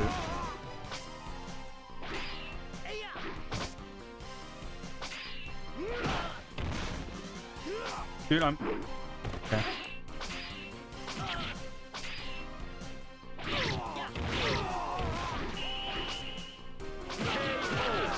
Okay, I can think of nothing better. I'll not try too hard. Up Tenokoya. This game's pretty cool. Pretty cool. I mean, it's the only Sangoku Musou game I've played, so it's the best one I've played. I played a few spin-offs, but none of the actual Round 1. Shin Sangoku Musou. Okay, this stage is a little... like, conceptually it's cool, but it doesn't quite work very well with no animation.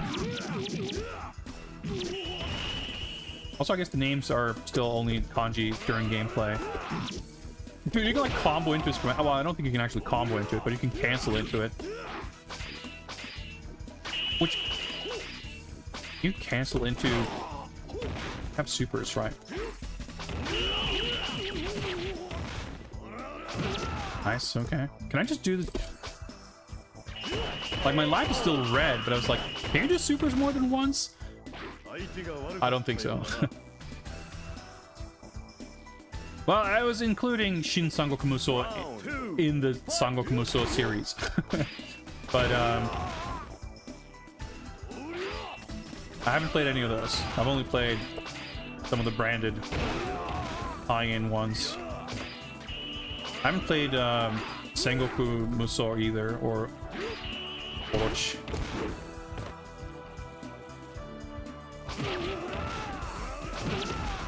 Nice. Nice, okay, that worked out.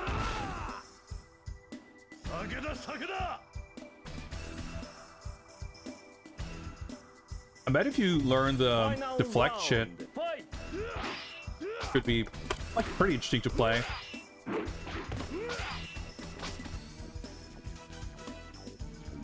think he ducked my throw. That's such a funny move. Nice. Down attacks don't like whiff just because he stood up at least. Getting throws to connect is mysterious endeavor. But yeah, you can see him like just duck down like that. I'm pretty sure that's him ducking under my throw.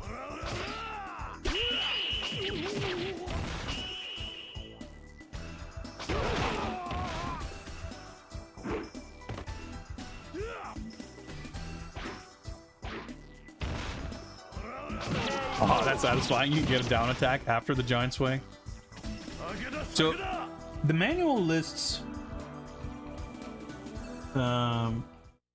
his command grab as being quarter circle back, square, square. So I'm not really sure, but when I do quarter circle back, square, he does do the grab.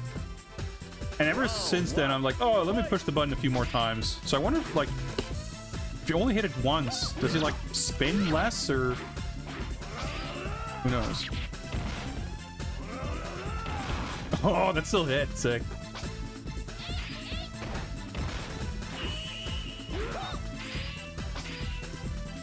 The music's pretty good.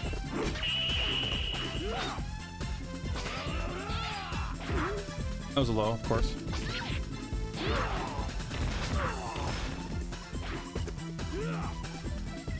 I only pressed once. It seems to be pretty much identical, so that means probably whatever you're supposed to get out of that second button press, I'm not getting. Maybe it's here, let's see if there's no description. Yeah, maybe it's like a timed thing. You do like a perfect version. Yeah, I think some of the composition and like the vibes of the music's pretty cool. But yeah, the instrumentation is a little rough, to say the least.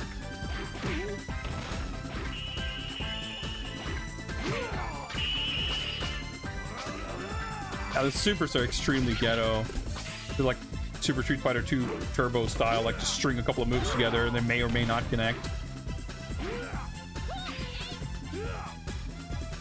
A mash square. It's hard to see how much damage it does because the damage happens so slowly. Ah, I was holding back, but alright.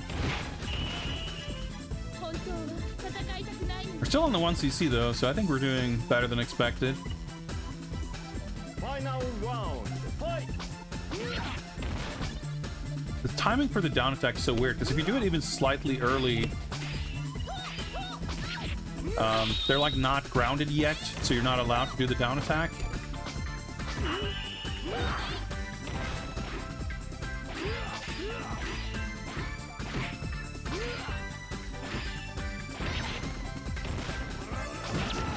Like wait.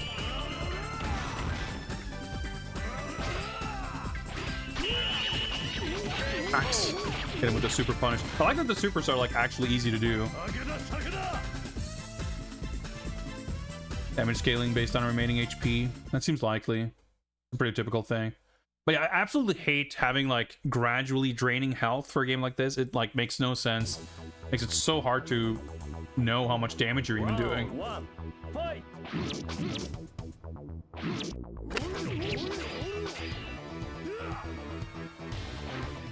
Pressing square a bit more. That's pretty good.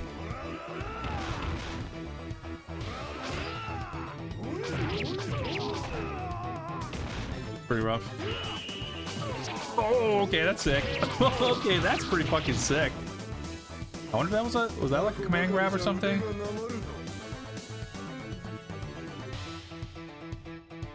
Round 2. Fight. I like that the down attacks have like good range. The way he ducks and throws is so like insulting. It's like so blatant.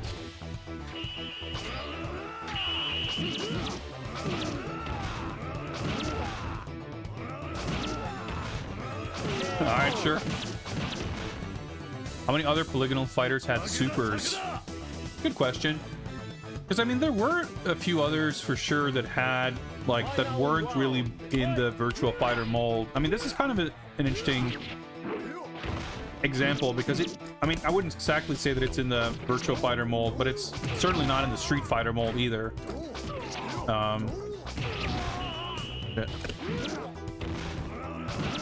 But obviously, as you mentioned, you have games like Street Fighter EX. Ah. Yeah, that's the Rip 1cc. Not stage 5 though. It's not bad. Music's pretty rockin'.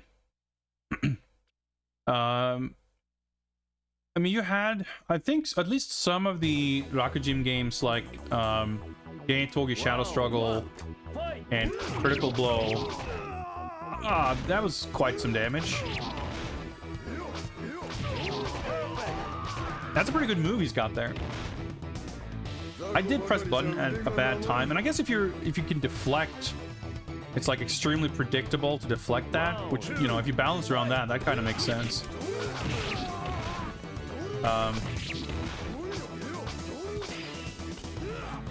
And I guess it's pretty punishable. Yeah, I just like need to not hit a bunch of buttons. Fine.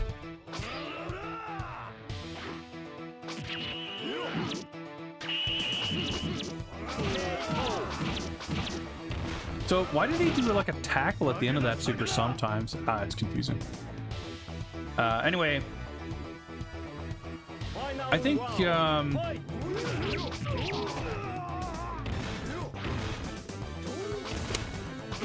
like Heaven's Gate might have had some kind of supers. Bloody Roar might have had something super-esque, but I'm not sure if it necessarily had like a Street Fighter Fatal Fury, like 2D fighter style super meter. Star Gladiator has like a one-time use. If you press like all 3 attack buttons, you go into some kind of super thing, which I think is more like an actual super and not like a install like buff thing. But I haven't played that game in a very long time, so I don't exactly remember either. You can fuck up the down attack and you still have time to do the down attack. Oh, big punch. Oh, dude, that's pretty cheap. Dude, that feels so bad, just whiffing your sick command grab when they're back turned.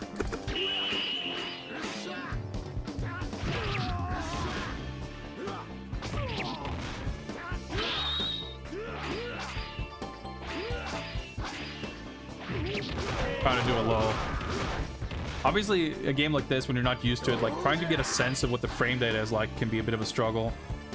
That's a pretty cool character. Round 2, fight! Why did I go for a throw?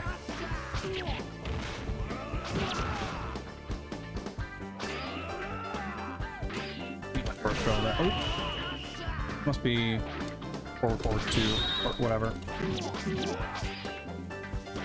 Yeah.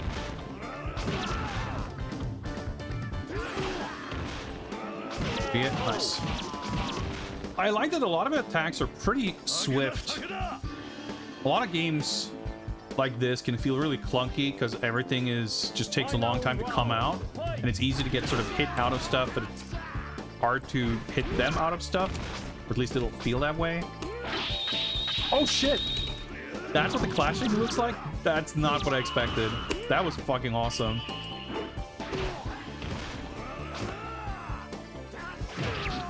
Trying to counter him with the super.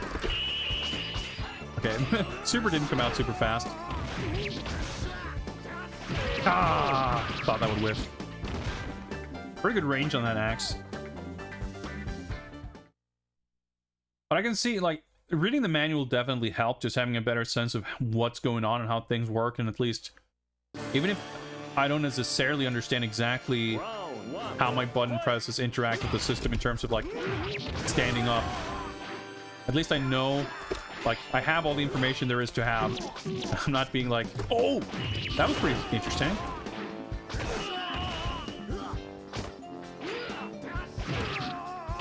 I'm trying to, like, hit him. I was mashing, I was trying to roll sideways, but fucked it up. I'm trying to, like, anticipate his attacks and hit him out of his startup with my super. So far, I'm not having a lot of luck with that. That move is so fucking cheap.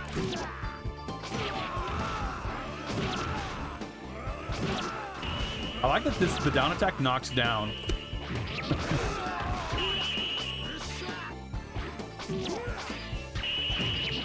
Oh, I punished. He did his super. Okay, so I wonder if maybe you can do the super from low health once, or you can just do it and how much you want, and maybe there's a cooldown. I'm not exactly sure.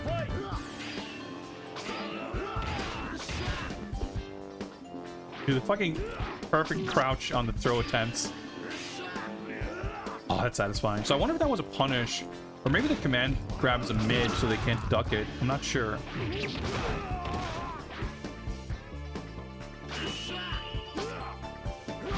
Range on that, but it does knock down. Yeah, I get like a different. Oh, maybe it's because of the buttons I use. That would make sense, I guess. Because you do have two inputs for the super. It's either square and cross, or triangle and circle, or like attack and defend, attack 1 and defense 1, or attack 2 and defense 2. And I guess those are two different supers. I didn't even realize.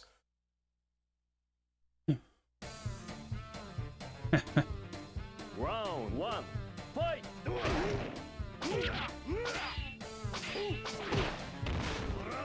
Yeah, the down attack is very useful, to say the least.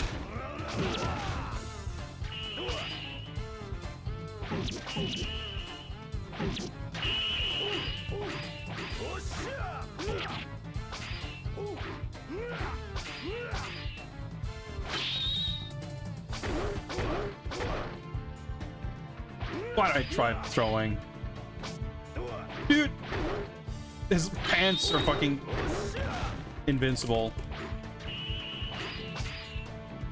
I'm fucking trying to do a low attack. I was so scared because I figured I had the round in the bag, and then I didn't. But yeah, I'm enjoying this. I think, like I said, just taking a minute to peruse the manual helped.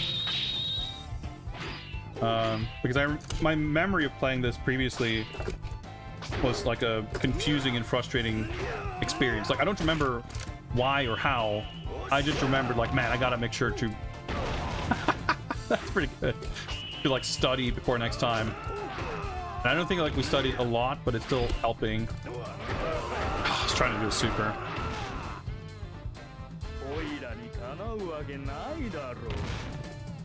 Pretty good character. Final round, fight!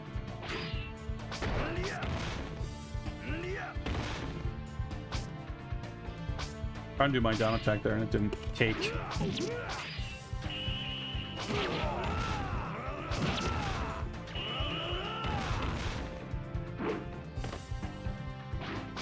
Oh, you can't. You can do these weird, like, power cancels.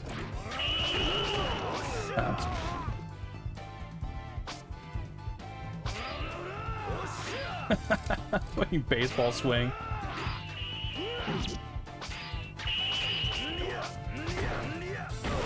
Oh, okay. I don't know how that hit exactly or how I should have guarded.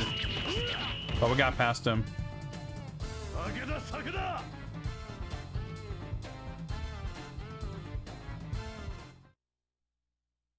Stage 8. We're making rapid progress here.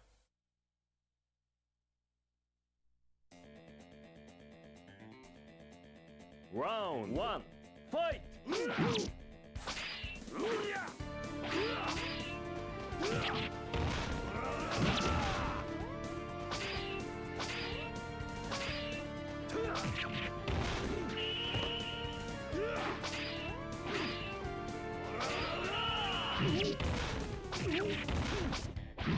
Good luck telling the difference between a mid and a low. Like, characters don't, like, crouch or do sweeps. They just swing their swords or spears or what have you, and then they might just aim for your ankles. Pretty sick. No! Ah, the jump didn't come out. Ah, that was close. I almost turned that around.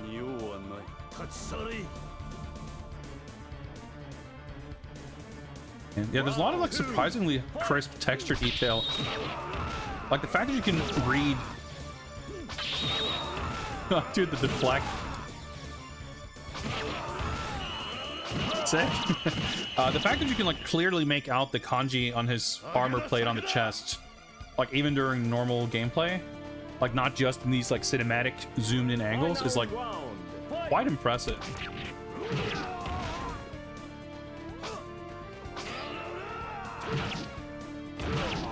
That comboed, by the way.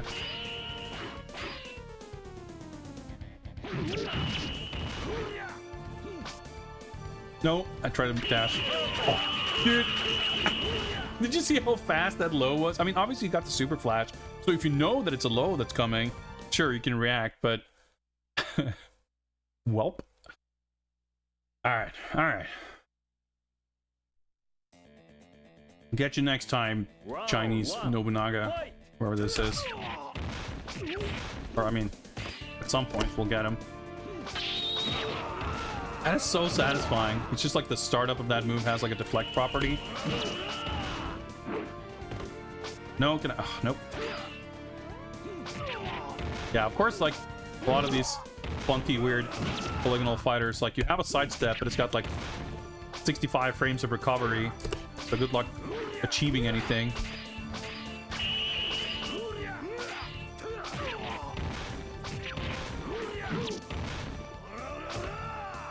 Outside, alright, it's close enough, I guess.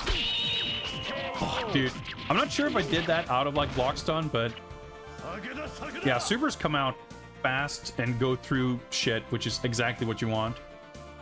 Round 2, fight!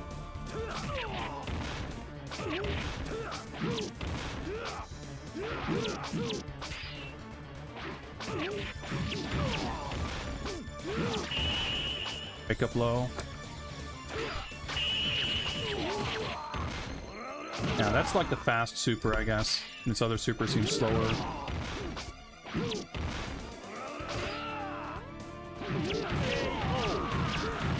doing the lows. I mean, I have no idea how the deflect buttons work. Fight! I don't dare try to use them.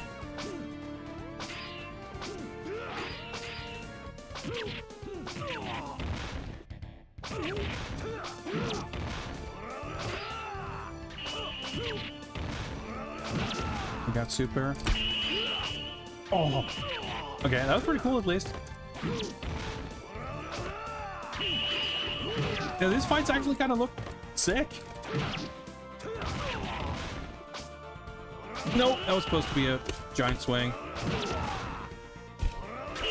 Dude, that was supposed to be a super. Oh my god.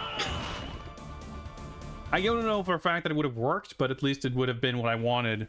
And like, I don't know if the super would have connected, but I probably would have survived trying to throw it out. But we're getting there. Fight! I mean, this might be the boss, I guess.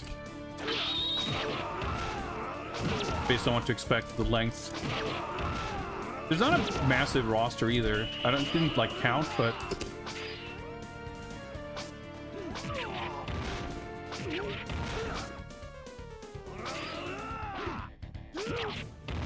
maybe it. There we go. But yeah, this is like a surprisingly nice looking, smooth, moving, crisp. Like, the music's a bit iffy, but aside from that, the audio is like pretty great too. Like the voices, like there's a lot of voices and satisfying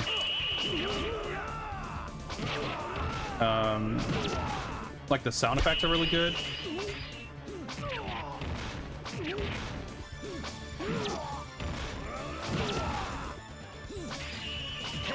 Nice. Okay. Thought I might punish. Like the sense of impact feels good. The supers are satisfying. We get the camera spinning around during the clash. That's fucking sick. You know, for kind of a first attempt, like this kind of makes me sad that they didn't build on this. Obviously, it's hard to argue with the success of the series after this point. Say that they, you know, should have done, like they quite successfully carved out a niche for themselves, you know. But it would.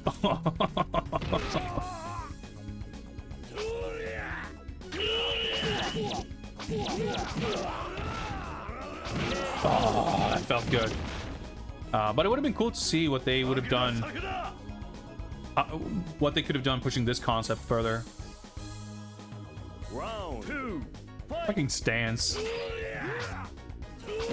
This song's pretty cool.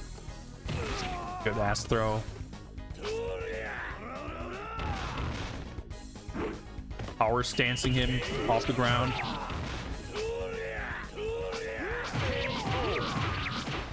Okay, that was a move, yeah. A sweep of some kind. He's like 8 feet tall also.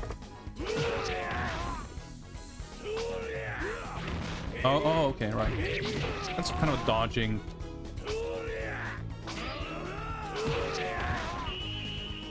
Not sure how to deal with this. It's pretty powerful for that move to connect. I mean, I guess technically I was still sort of crumpling, but it kind of looked like he OTG'd with that like mid stab. And also, yeah, I guess it just says straight up here, final stage. If there is some kind of true last boss hidden 1cc thing, well, I wouldn't have expected to get to it anyway, so no. At 90s damage.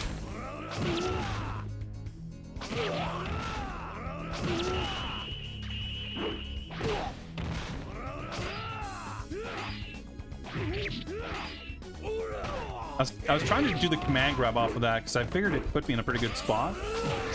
I'm dead. I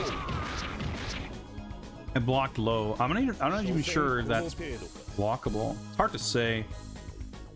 Like when you're so unfamiliar, there's a lot of stuff that's like difficult to parse, so you don't know what they're doing because you haven't played that character, you know? There's a lot of stuff that's, yeah, just a little tricky to figure out on the fly.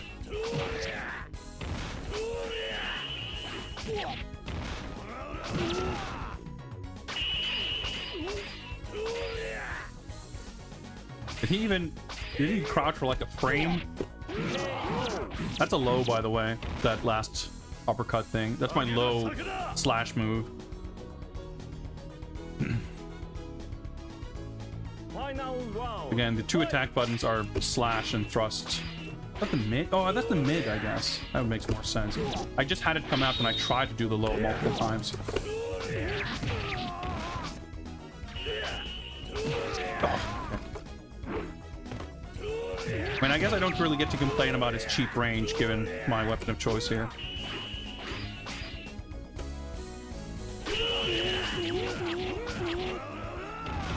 No, the super... Dude, I'm so confused by the supers. They just do, like, different things every time.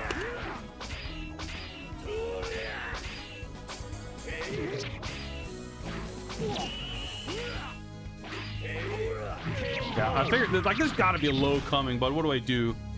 Just crouch block and wait to get hit by a mid? It's just, like, I'm not betting on blocking low. I'll just hold back and just accept that I'll get hit by a low at some point. Yeah, it looks like that's like a follow-up to that stab, like that mid attack. Dude, I did not mean to jump, but I guess it worked out, sort of.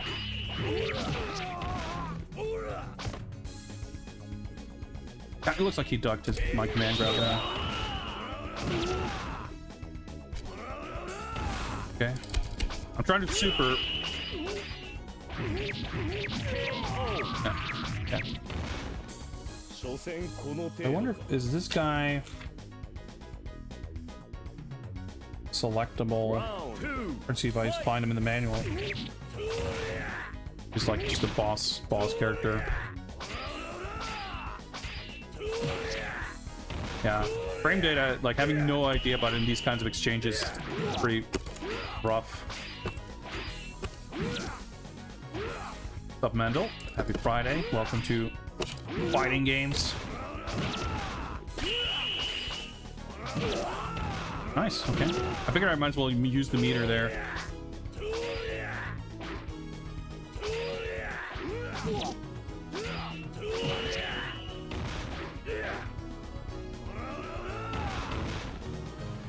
No, I was supposed to, well, you can guess what that was supposed to be. Oh, nice. Music's pretty cool.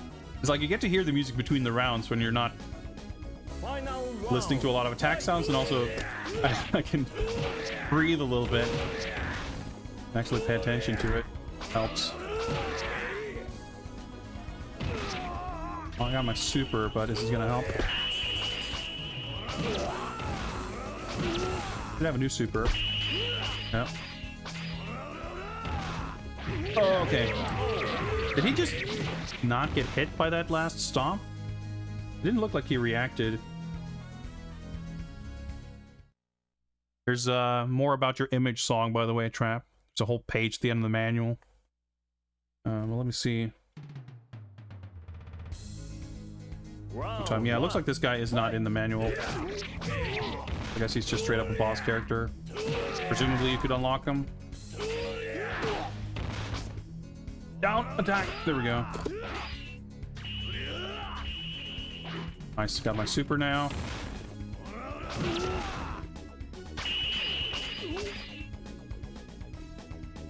Oh, he actually whipped a throw. Interesting.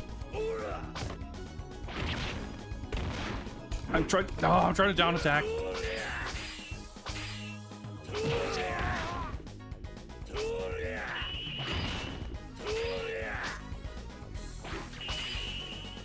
Ah, it's supposed to be a super. I just saw that, like, him blocking that attack gave me the meter. Round 2, fight.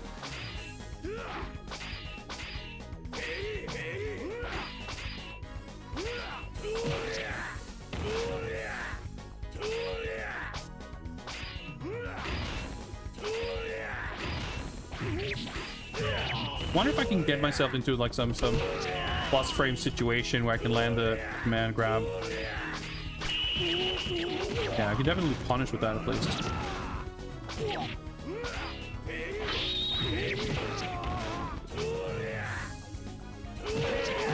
Yeah, I was trying to do React Super, didn't work out. Still fun, it doesn't feel super cheap or frustrating. Round 1. I guess I feel like I'm still learning how to control my character and do stuff.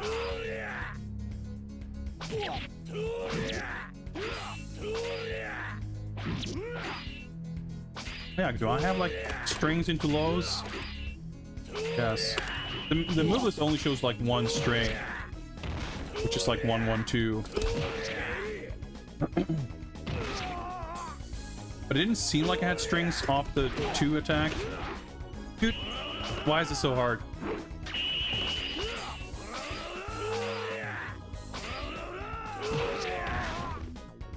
Maybe I should do more of these wake up lows. Yeah, they work pretty well against Cao Cao. Yeah.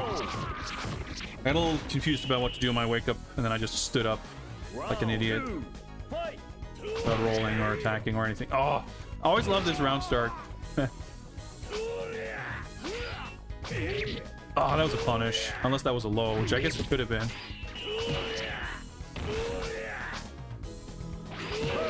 That was a high wake-up attack, but I also rolled back. Pretty bad wake-up. But although, actually, I guess that move launches. So if you do hit with that, that's not bad. But not a good wake-up to do after rolling backwards, because it has, like, no range. I'm also not sure about kind of juggle sort of situations, because I'm sure you're still vulnerable in midair, but you don't really have, like, strings.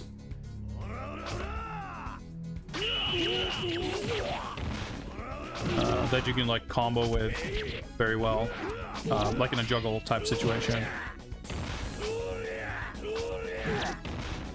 No, that was a down attack. Don't.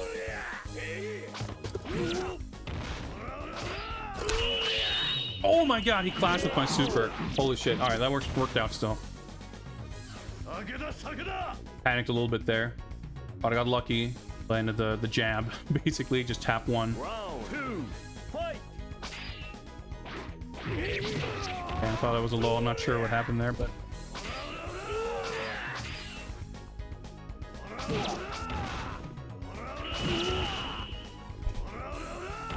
Okay, cool. Not what I meant to input, but it works.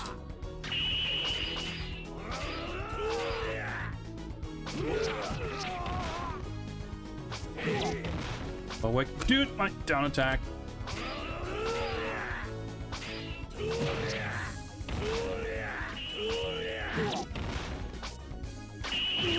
Nice. Got him in like the back turn frames. Got him. Owned. Alright, that felt good.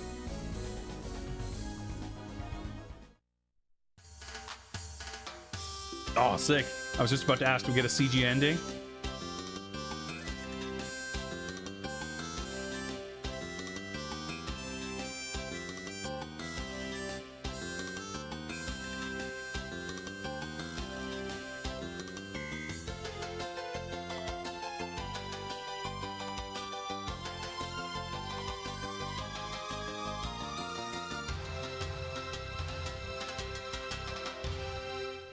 All right. Time to unite the kingdoms so I can get more booze, I guess. Good song. Yeah, I can see the time there. Last dude took like way longer than anybody else. But we didn't use many continues. I wonder if is the color of the names, I wonder what that indicates.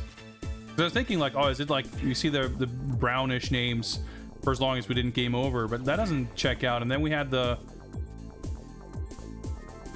blue. I don't know. I guess it's something to do with who or what they represent or something, if I had to guess.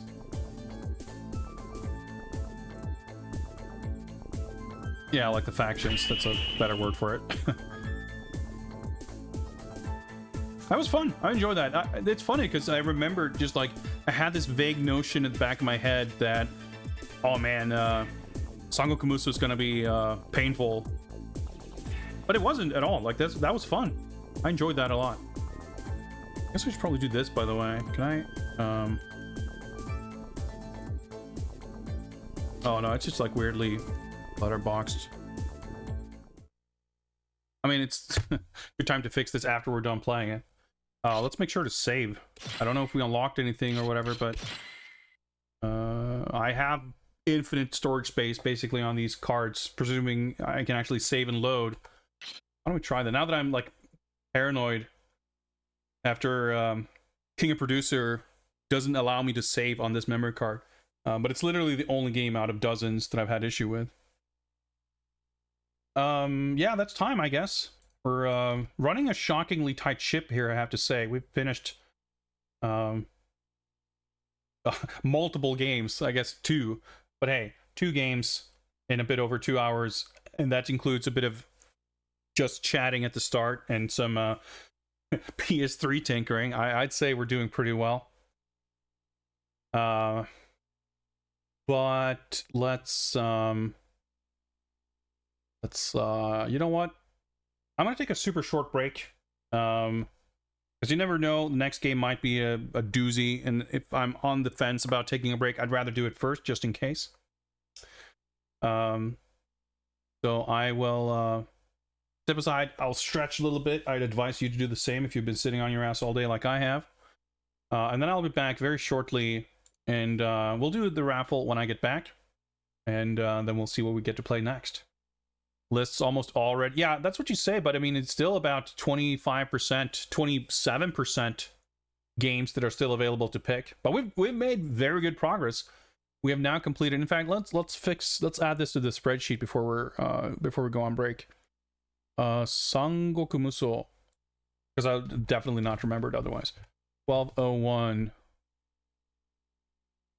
So that makes 220 games played, leaving 81 minus, I don't know, let's say somewhere between 5 and 10 that are inaccessible currently for one reason or another. That's at least 70 games to pick from, and I think a good amount of those are Street Fighter games from the Street Fighter collection, and there's also there's like 6 dank Neo Geo ports on the Super Famicom, among other things. But I'll let you guys peruse the list and get ready for the next raffle, which will be held as soon as I get back. I'll see you guys in just a few minutes.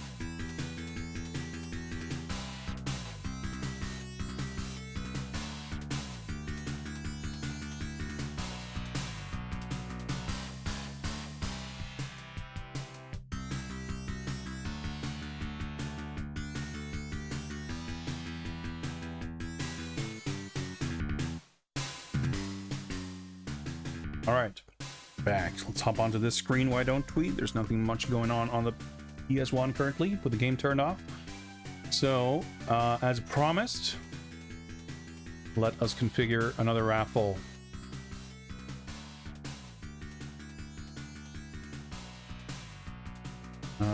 Let's see. I think that is it. And ba-boom! Raffle's open. The opponent with the quick trigger finger just waiting. Yep, type raffle in chat, and if you are lucky / skilled enough, you will get to pick the next game. Set the timer. Sword fan feeling confident about winning this one? We'll see. We'll see. Yeah, man, I'm like, I feel like we're due for some kind of catastrophic failure, which I guess I shouldn't be jinxing it by talking about it, but I'm surprised at how smoothly things have gone, given what we've had to deal with. But, yeah. I don't want to comment too much about what's like on the list, because I don't want to influence people's choices. But we are indeed making good progress. We're working our way through the list, and even, of course, a few games, as mentioned, that have been we've been forced to strike from the list, at least temporarily, if not permanently.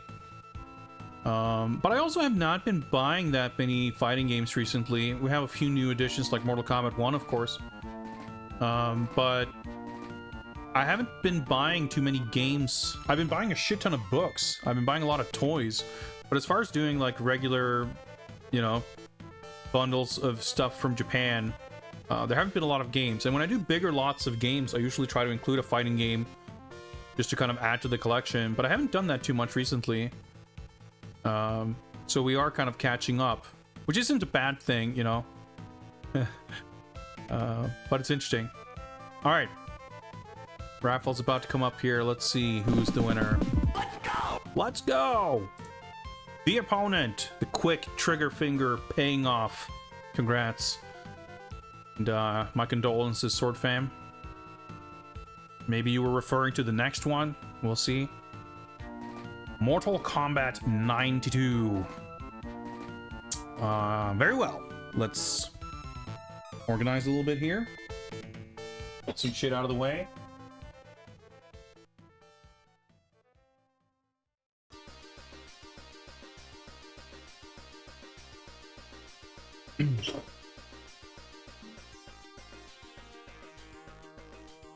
That. Set up a little bit here. For this capture. Oh yeah, what do I use for control? I guess I'll use... Oh man, yeah, this should work out. For whatever reason, I've just like never gotten used to playing MK on stick. I always kind of prefer playing on pad. I always play them. Right, that's plugged in. Bit of grime here, Jesus. Yeah, this is an interesting game. Because I'm pretty sure, actually, I didn't even really look, but it's the arcade one that's on the list, right? Because we've played the Super Famicom one. Yes, indeed. Okay, good.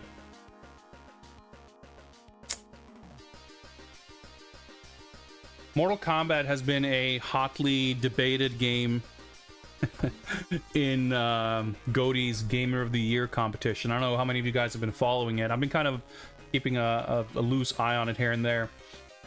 And it has been... well, technically it hasn't been decided yet because it ran for the entirety of November, but there was I think a 4-way tie.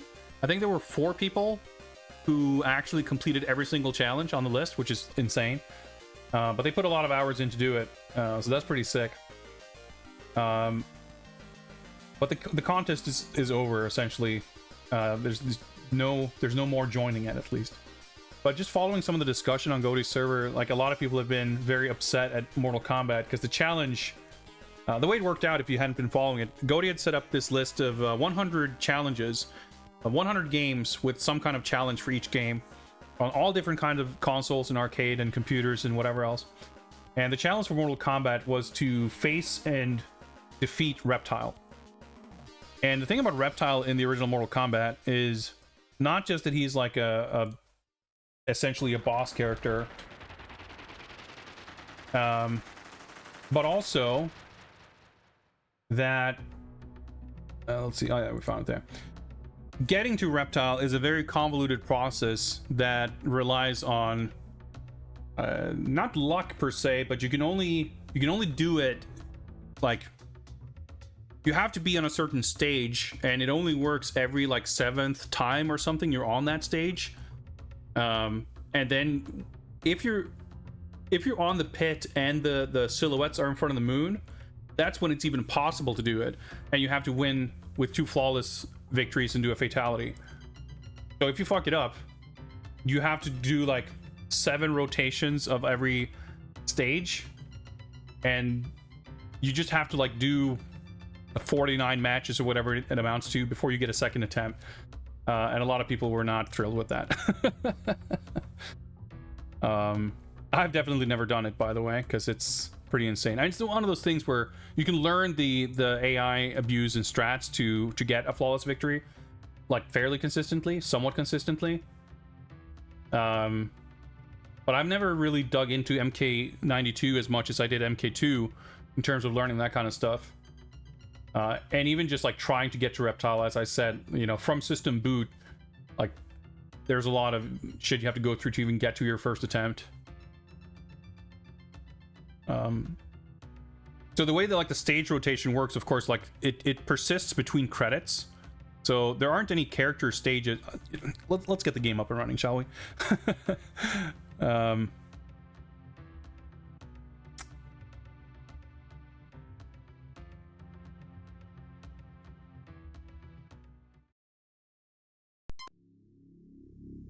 Let's get the game details up here, and also fix my filter here. We don't need to crop. This is my N64 crop settings. There we go.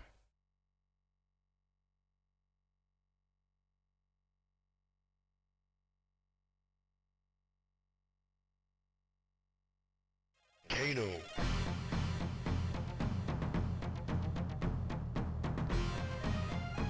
The way the game works is there's a set number of stage backgrounds, and you cycle through them. Every time there's a new fight, you go to the next stage, and they always are in a set order, and that cycle persists between credits. So if you go through 3 stages and game over, the next person who would play on the machine would start on the 4th stage, so to speak. So in an arcade, as people are playing the game, and I mean the same thing applies in a 2-player game, it'll cycle through the stages in the same way. I'm actually not sure, come to think of it, if you can face Reptile in a 2-player game. If you can, I guess that would make it a lot easier for the challenge. But I'm not sure if the silhouettes ever appear in versus mode. I'm not sure. But yeah, in the arcade, it would naturally happen, like every so often if you're playing the game, you would end up on the pit with the silhouettes. But if you're playing like this, just booting it up and doing a run, like you just never come across it. Because it has to go through several full loops of every level before you get the silhouettes showing up on the stage. Let me make sure I have control set up, by the way.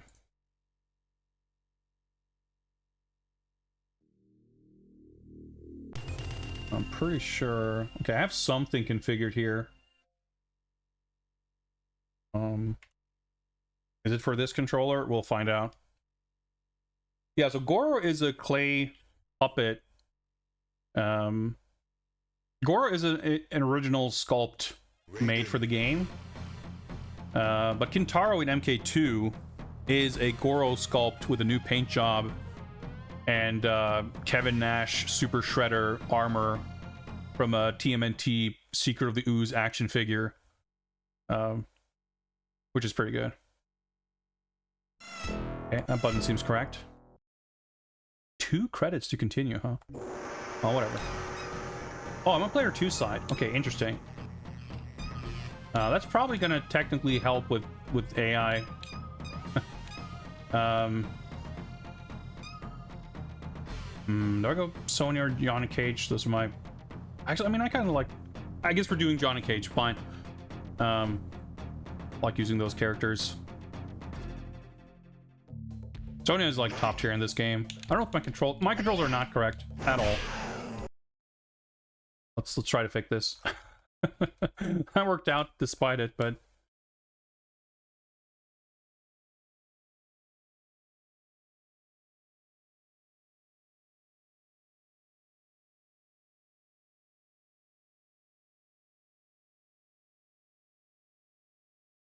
That'll work.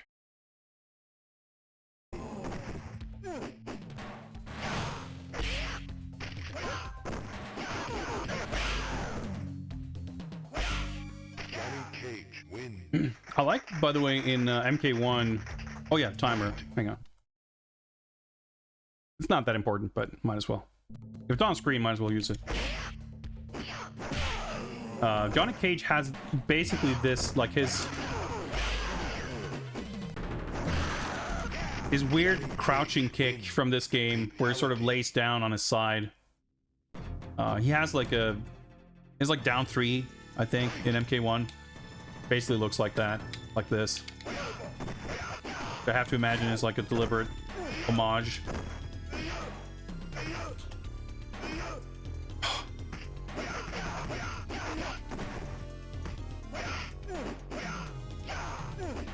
Love you. Right. Nice. Oh yeah, that's right. You don't have the turnaround jump attacks in this game. That was introduced in MK2. Titoli? I'm not sure I have to read that, but thanks for the follow-up.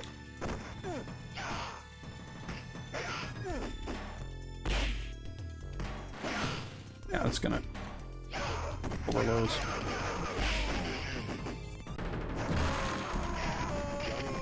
Every time I do Cage's Fatality, I'm trying to see if I can get a glitch to happen, because I'm not good at like knowing how to do it very consistently.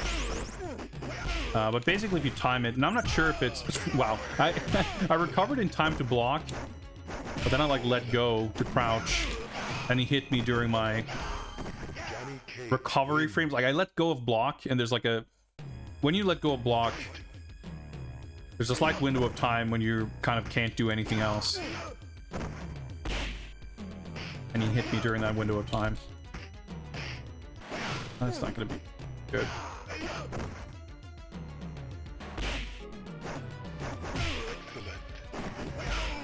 Oh, I thought that would connect. Anyway, when you do Cage's Fatality, the instant you hit with it,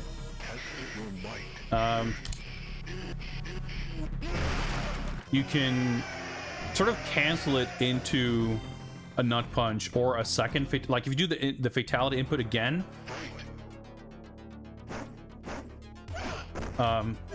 he can repeat, like he can do the uppercut one more time and knock off a second head, which is of course what was referenced in like the little Easter egg in MK2 where he can knock off 3 heads. But you can also, like I said, you can do like the nut punch, which like you knock the head off and it goes flying, and then immediately after you hit him in the nuts. It's pretty good. Wow, that's pretty bad. Oh, okay. Yep. Throws are pretty mysterious in these games. Yeah. So is that flying kick. It's got very mysterious hitbox magic. I'm dead. Nope. Yeah, okay. It's in situations like that, it's so hard. You can't really get out.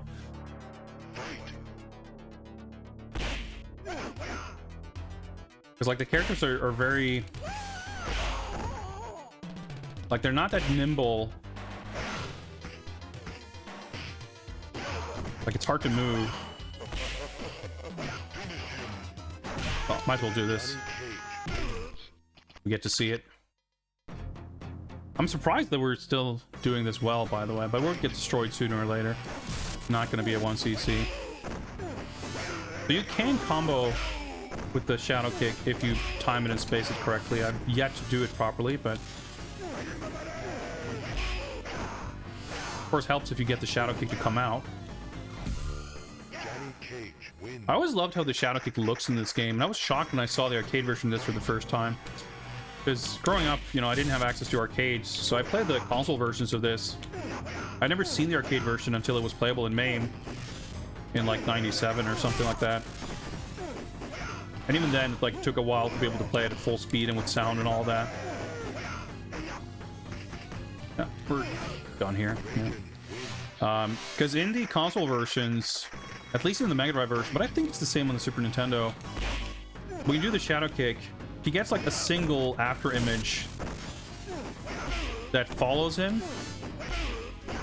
And it's just like a sort of slightly darker tinted version. It doesn't have that cool like black and white effect, and the like the multiple after images that stay in place. Like, it's just such an interesting, cool effect. And it's interesting that it's actually used for like supers or shadow moves or whatever you call them in Killer Instinct.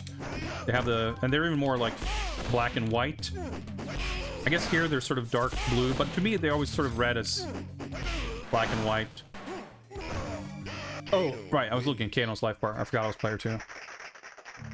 But then like the multiple static after images, I think it's just such an interesting visual. I actually think they kind of did the same thing in the new KI. New, the one that just had its 10-year anniversary. The latest. Oh, that's bad. Alright, this is where our credit ends. Well, we had a good run.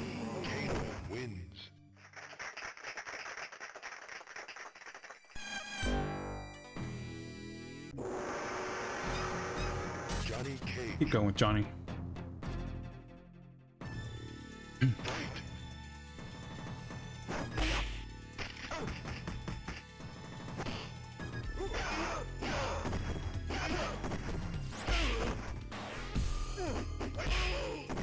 I'm trying to buffer the shadow kick after that. Not easy. You can probably do, actually, you can punish that better, I think, with the jump punch. Alright, sure. Mortal Kombat hitboxes. Like jumps behaving kind of weirdly. Like, there's a lot of stuff intersecting. Oh, yeah, you can do a flash or a shadow kick after that for sure. Johnny has like an exceptionally good hitbox on his jumping punch. You can do that shit. Throw, just get thrown. Even do a jumping kick. No, oh my god, I was just about to say, well, they can't really avoid the sweeps, so it's a good move to chip them out. But of course, Kano can do an instant cannonball to get off the ground. Could have thought of that, to be perfectly frank.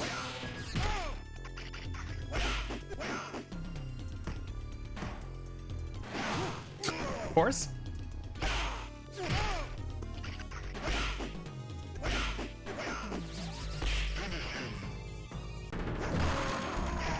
But yeah, so I have triggered one of the cage fatality glitches in the past.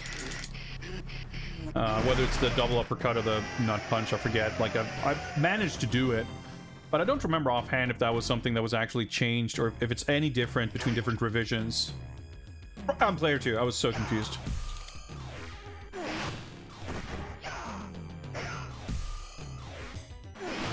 Ooh, oh, the hitbox.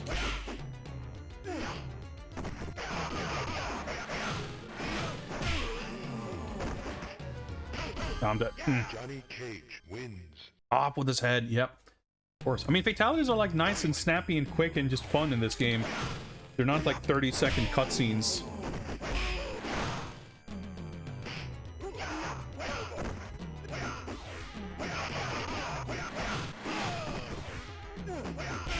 So why not, you know? Man, I miss old fatalities. I thought I was player one again. Neutral duck is usually a... okay. Like a reliably low commitment, low risk round opener.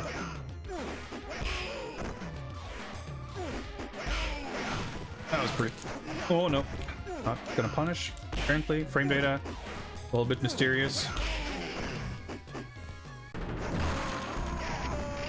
Because yeah, the like the parent ROM in MAME, the main game you're likely to be playing if you're playing MK1, is the Revision 5 T-Unit edition, which is like on an upgraded arcade board. Bad punish, but that was supposed to be a jumping punch. Dude. Sure.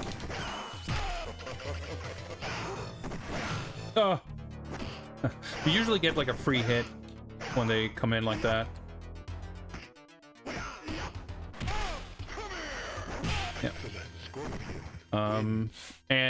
Like MK, like a lot of Midway games, sort of released unfinished, or it had like kind of a soft launch period. Where the early revisions are like pretty decidedly incomplete. Like they're missing endings and they're missing fatalities. There's just like content not in the game. Yeah. Like Reptile was added in 5.0.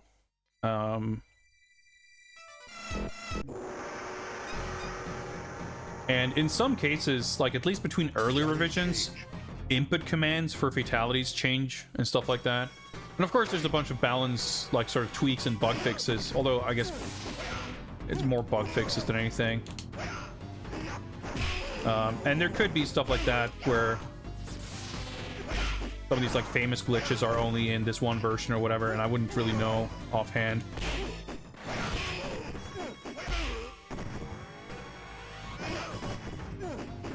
That's right, you can't turn around.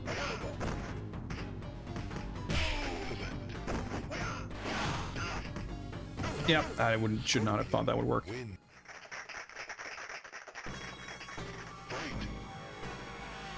Well, in fairness, Claire, releasing games on PC and in arcades are slightly different scenarios, but it is interesting that like a lot of these Midway games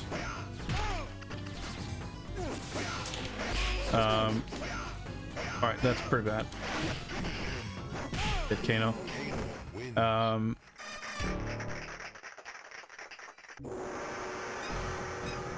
That they like, even if like as far as I'm aware, a lot of these earlier revisions for some of these games, they were not necessarily even widely released, but they would have had these kind of soft launches like in the Chicago area basically.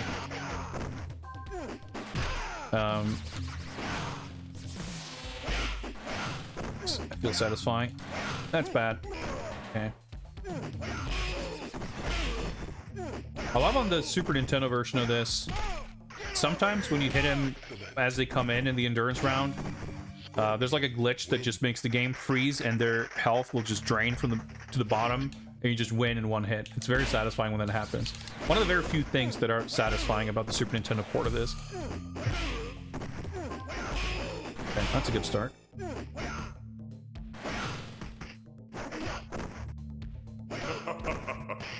Unspeakable horror. Comic Runner, the horrors. Thank you very much indeed. 44 months! We've got several 40+ month members of the Skull Club celebrating tonight. It is incredible, and I greatly appreciate it.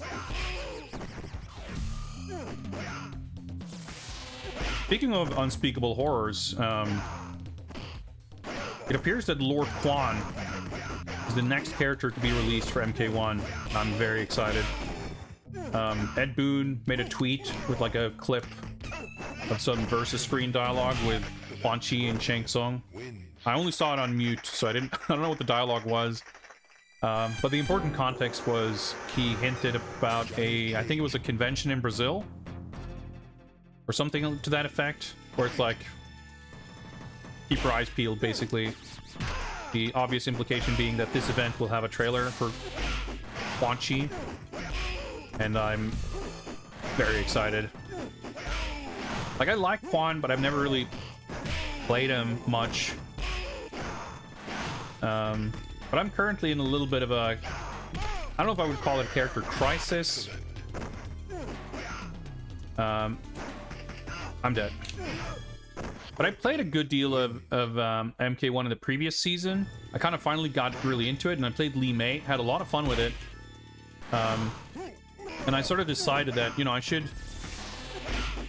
When the next season comes around, which has been around for a while now, I was like, I should pick a different character and try to learn them, and I haven't enjoyed it as much. I tried to play Smoke a little bit, and he's cool, but I don't know. I haven't played online at all. I tried it like once, and I couldn't get a match for 2 or 3 minutes, and I'm like, fuck it, let's just do some invasions grinding. But the current season of MK1 is like the blood, vampire, whatever season, and every character is like gimmicky, seasonal skin, this vampire shit where everyone has like gray skin and like festering blue, bloody wounds. Balloons. And they just look gross, and I don't want to unlock any of those skins, so that's fine. Like, I don't really need to do the grinding. What's up, Jimmy Poopins? Raffle is not currently open, but we'll open one as soon as we finish this game. And they're cool characters, but I felt a little bit of a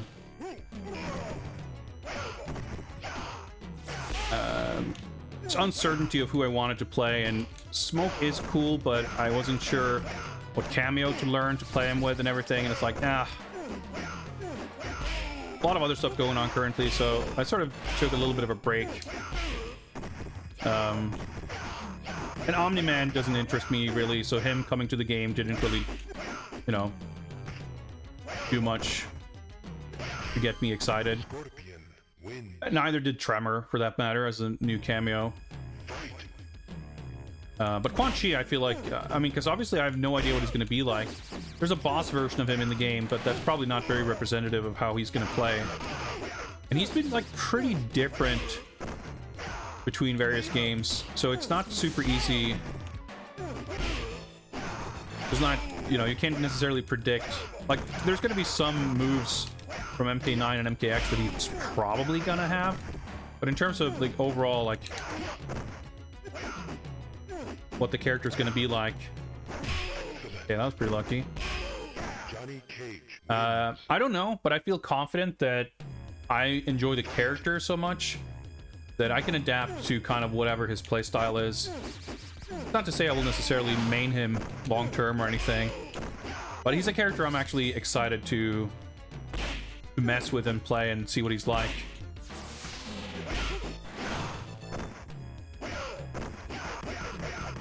Like, I played a little bit of Johnny Cage and a little bit of Liu Kang, but both those characters are like very popular online, which kind of makes me less excited to play them. Like, you just see a lot of them, there's not as much. Like, it's not that I'm like this super lab scientist who enjoys discovering all this stuff for myself, but I feel like I'm a little bit tired of seeing them already, even before I play them myself. Like, same with kind of Raiden. He's cool too. Basically, at the end of the day, there's no other character that really excites me currently like Quan Chi does, so I'm glad that he's next. Which means I would guess, well, like, definitely we're getting Homelander or Peacemaker after that, because I'm sure they will kind of space them out. Every other character being a guest character versus a MK character.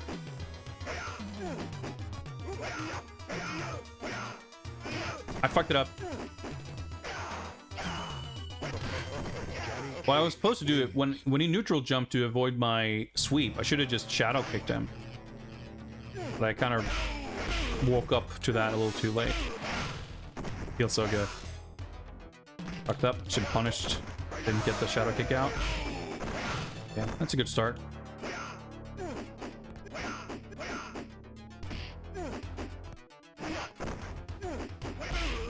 You'll notice, by the way, as we're talking about the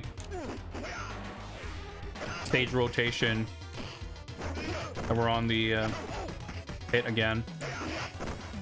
Being cornered is pretty fucked. So you have to go through, like, I mean, I guess Jimmy Poopins might know. I don't know if you did the reptile thing for Gamer of the Year, but we're talking about that when this game was picked. That, like, this is a game that quite a few people have been upset with lately because fighting Reptile is so obnoxious. I mean, not fighting him necessarily. I mean, that's pretty obnoxious too, but getting to fight him is quite obnoxious. That's like not a good round here. Oh wow. Oh well. Because yeah, you have to do a lot of stage rotations before you even get the silhouettes. When I'm talking about the silhouettes, you see like silhouettes of like Santa Claus and a witch on a broom and a kite. There's like stuff flying past the moon, and that stuff being visible is kind of the tell that Reptile is going to be possible. Bad.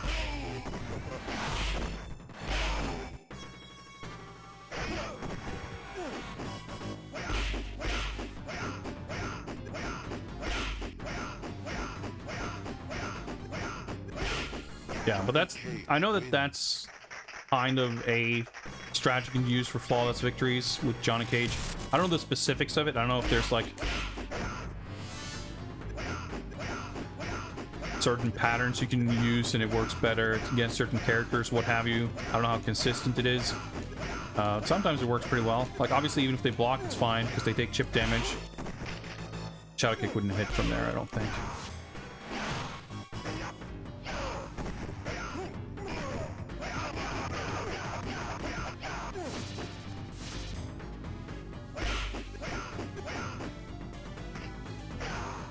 Worked pretty well. Okay, I'm actually... Oh, I'm trying to jump. Still no success with the glitched fatalities, but that was a good, nice quick match. Oops.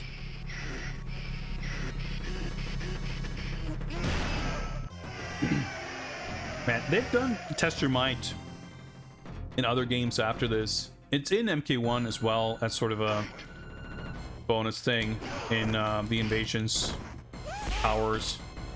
But it's never looked as cool or been as satisfying as it was in this game. Just like the music jingle, the way the characters psych themselves up and like animate. Like everything about it looks so cool.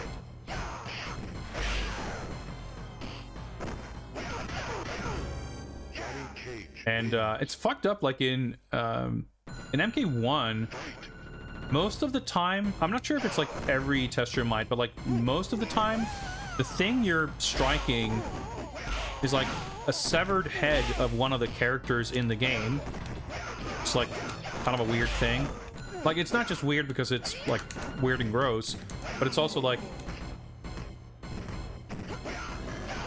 there's some sort of reason or like logic to... All right, let's corner ourselves so Goro will destroy us. That's fine, whatever. He's gonna do that anyway. There's some sort of logic to like, oh, I can use strike through a block of wood, use strike through stone, steel, ruby, diamond, whatever. But it's like in a lot of the other games, it's like a weird, like just a weirdly shaped object. Like in was it MK9 or something, maybe something in X or 11, I forget, but I know in some games it's like you strike this like stone statue of a dragon that has this like weird shape. It's like that's really weird. That, like, how could you even like, how would that even work? But the other, well, one of several other weird things about Test Your Might in MK1 is that you, like, when you have to hit, like, a character's head, when you fail, you just, like, you strike it and it's sort of,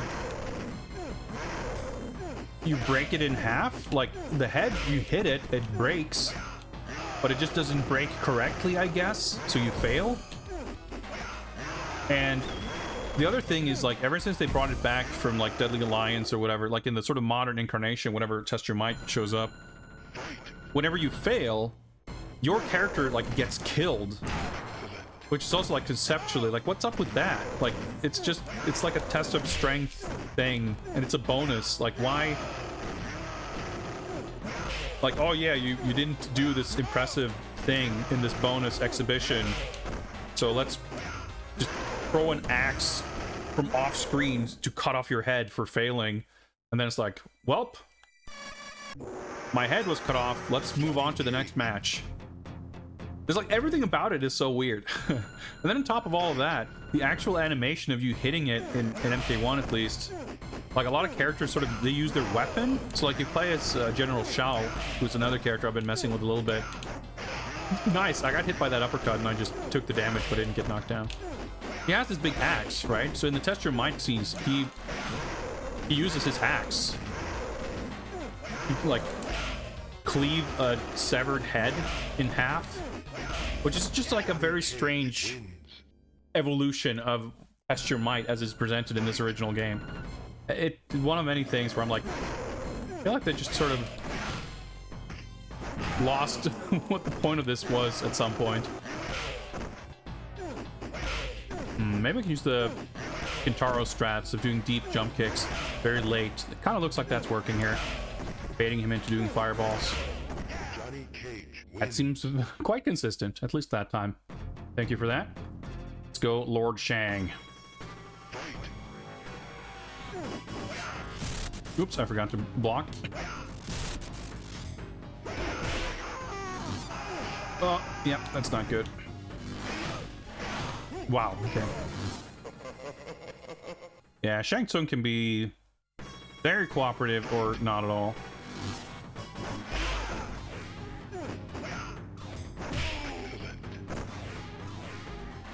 Now, I kind of figured that would happen.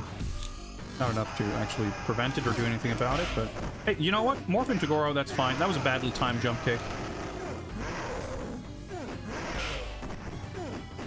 I jumped too soon. I'm dead. Yeah, so Shang Tsung can do a bunch of these fireballs, and they do a shit ton of damage. They obviously combo into themselves. And they do a shit ton on chip as well, so you want to never block them. You want to make sure to just neutral duck to avoid them. But he can also cancel out, like, if he's doing the projectiles, he can just start walking or whatever. Like, he just has zero, like, the animation has recovery, but he can sort of cancel out of the recovery throwing the fireballs whenever he pleases.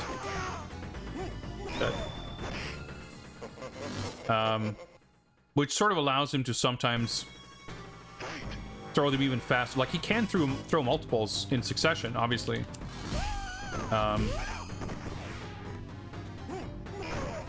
But it can end up in weird sort of loops where he starts throwing more of them than he even should be able to. Sort of restart that cycle, and it just will drain your health. I'm dead. Probably. Yeah. Jumping is like a faster way to get out of dodge, but it's not exactly safe, especially not that range. And Raiden's neutral jump kick has very good horizontal range. Jumping in, not exactly safe. Yeah, I'm not sure if they do full damage on block, but they do a lot of damage on block.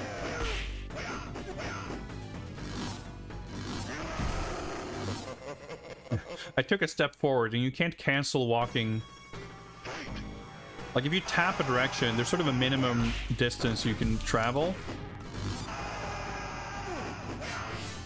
And as you're doing that that little step, you're sort of locked in and you can't really do anything.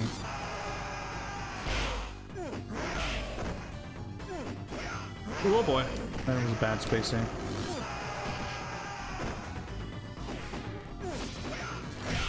Okay, I lucked out. By the way, speaking of Mortal Kombat and Johnny Cage, last Saturday we did movie night on Discord, and we watched the two most recent Mortal Kombat Legends animated movies. And Cage Match, the most recent one, just came out like a few weeks ago. The first one was Snowblind, which is the post-apocalyptic Sub-Zero Kenshi movie. And that one was pretty good. It had some cool stuff in it. I'm dead.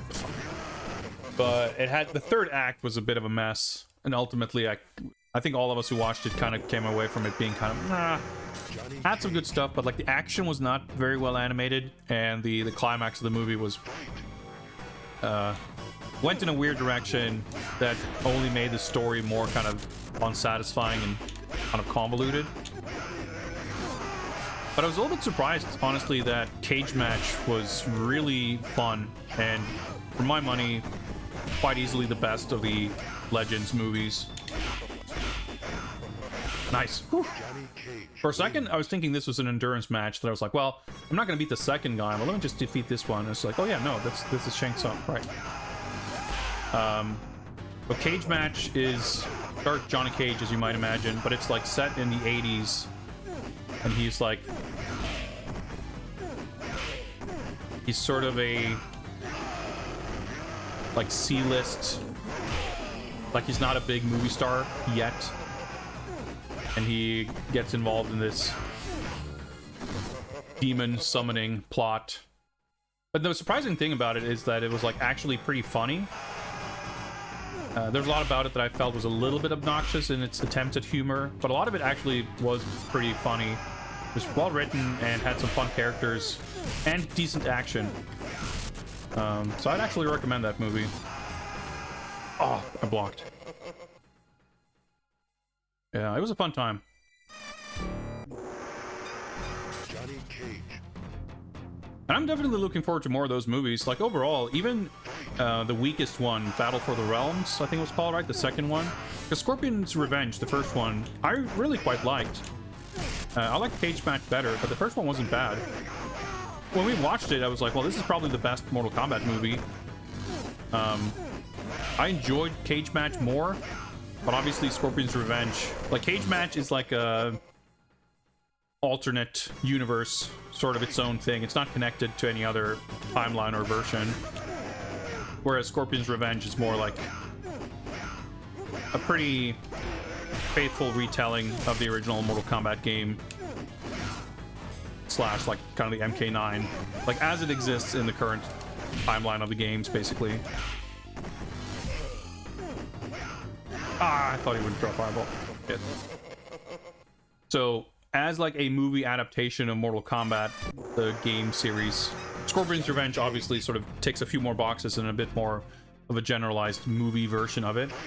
But I think it's definitely better than the 95 movie in a lot of ways. Even if the focus on Scorpion is like, yeah, it didn't really need to be a Scorpion movie. But the movie itself, I don't think suffers from it. They're all like 80-minute movies, so the pacing can sometimes be a little, like, can feel a little undercooked. Nice. Johnny Cage wins. But actually, I think Cage Match didn't have that problem. It was very well paced for its length. But they're all been really kind of different. Like, the first movie was basically the original game. Battle for the Realms was sort of... I don't even remember the plot because it feels like it barely had any. But I think it was sort of MK3-ish, but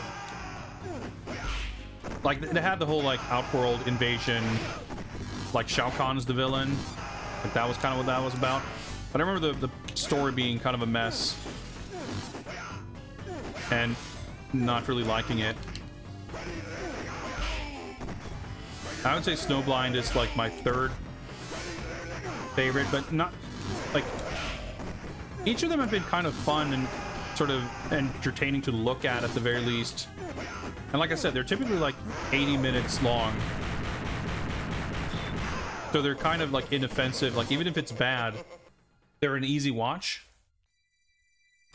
So I'm definitely looking forward to them making more of those in whatever's next. Alright, let's see if we can finally do this.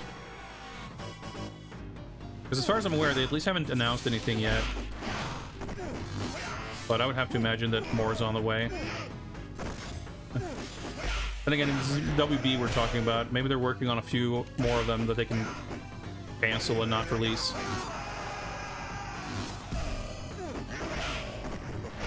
Nice. Johnny Cage wins. Goro definitely not gonna crouch under shadow kick or anything like that. Yeah, Snowblind had a lot of good stuff in it. It was an entertaining watch. It was also a nice looking movie. I think Cage Match is probably the nicest looking of them. But it's kind of cool that they have like different art styles. I do think the action was a little bit... it wasn't very well animated, so none of the fights were like that great to watch. Which is like a little bit of an issue in that kind of movie, right? But it had like the character stuff was good, and it like, you know, it was worth watching. Like the reason I don't like that movie that much in the end has very little to do with the animation of the action. Like that could have been in the plus kind of column if it had been nice, and it would have been a redeeming factor for the movie, but that wasn't the case. But yeah, the end just sort of spoils it in a way that's unfortunate, because it adds there's like a plot twist that doesn't meaningfully or interestingly recontextualize anything in the movie. It just sort of feels very done for the sake of it. Hit him with the lying down kick. And like the whole thing they did in the end, the whole plot twisty stuff. Nice. Okay, that was a good final round. That's like precious time that could have spent fleshing out a actually satisfying conclusion to the story, instead of this weird left field shit.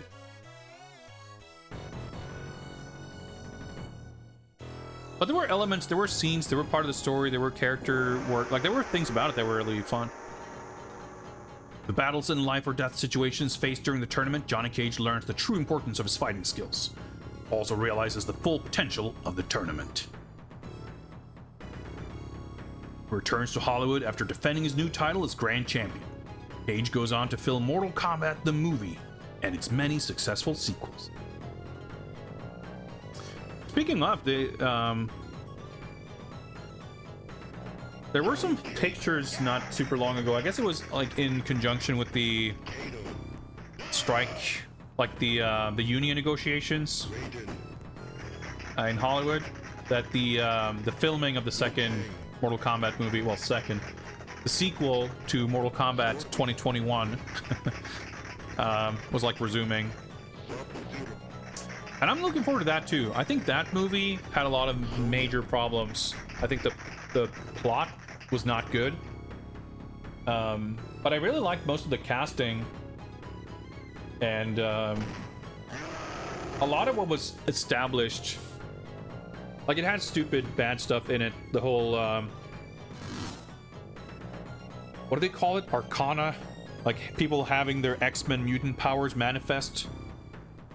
And people having like Destiny, Mortal Kombat, Dragon tattoos to tell them that they were gonna get superpowers and enter Mortal Kombat. Like that shit was completely needless. I don't understand why they felt the need to add that junk to the sort of, the lore. But I think there were enough positive things about the movie that a sequel could easily be quite good. Like, none of the stuff that I disliked about that first movie are things that would necessarily hold back a sequel. Like, they could very easily completely ignore... It's like how the, you know... I don't think midichlorians have been mentioned in any Star Wars thing for the last 20 years. Like, it was a thing that was in a movie, but they weren't, like, beholden to talk about midichlorians in every Star Wars thing after that. They were like, let's maybe not with this. And they could very easily do the exact same thing with the Arcana in Mortal Kombat. And, you know, a lot of the characterizations of the characters in the movie were pretty great, I think. And, you know, if they have an actual fighting tournament and it's not just Shang Tsung sending hitmen to Earthrealm to assassinate Cole Young or whatever, but actually have a plot that has something to do with Mortal Kombat, then it could be. And also, I guess, if they have some slightly or significantly better fight scenes. But yeah, like, it's not like the kind of thing where you see the movie and they announce a sequel and you're like, oh fuck, like, they'd make a sequel to this. No, I think the opposite. Like, oh man, there was enough good stuff in it that I'm happy to see them do a second take and see what they can do better. Yeah, Sub-Zero was cool. Like, I think he was like, he was a fun and sort of good threat. It's just weird that he was like the main antagonist. I don't know if you can even say that, but he was like the main threat. But the whole plot of the MK movie is like the universe conspiring to prevent the actual plot from happening. And it's like, by the end of the movie, things are finally sort of almost in place for the actual plot to start. So it's a very strange structure. Anyway, this has been Mortal Kombat. This was fun. Thank you very much for picking this game. That's time, I guess. We'll enjoy the track mode as I fill in the spreadsheet. Actually, you know what I should do first? I should start another raffle. So Jimmy Poopins and others, if you're excited to pick the next game, hang on for about 10 seconds and you will get to do so. Yeah, I think that's it. Boom. Raffle is now open. Go back to spreadsheet. And I can't believe this game took this long to get picked, by the way. But that's how it goes. People have been making entertaining, dank, charitable, and punishing picks and everything in between for the last 4 years. So I'm just glad that there's some actual good games left in the list, I guess. Everything you wanted to nominate got picked already. This was your best choice of what was left. Yeah, we'll see. It'll be interesting. Like, I mean, for me, when I look at the list, there's some like, you know, pretty notable games. Like, obviously there's plenty of stuff on the list that is like weird Steam shit that no one on earth has heard of, and obviously I'm not shocked that people haven't picked those, but plenty of those also kind of have been picked. And just realizing, did I? No, okay, yeah, there was a Steam game I was thinking of, and I looked it up and it's like, oh yeah, nope, that hasn't been picked. But every now and again, like, someone picks a game like that and they've even said to me, like, I have no idea what the fuck this is. Let's see what it is, you know? And sometimes people pick their favorite games. Sometimes they pick games that they think I will have a terrible time with, or they think I will have a good time with. Sometimes people pick something they want to learn about. Like, people pick games with a lot of different types of motivation. But I do think it's kind of telling, and I think maybe that's a sign of me establishing my brand of whatever it is I'm doing here. That, like, the Street Fighter Anniversary Collection stuff, like, that's a big old chunk of Street Fighter games. It's like the most mainstream basic stuff, and like, nah, people aren't that interested in that stuff. All right, let's see who gets to pick this game. Let's go! Tiny little raffle, but boom, Battle Hamster. Congrats. Congrats, sneaking through the Skull Club members. Everyone's rigging game is pretty weak, it looks like.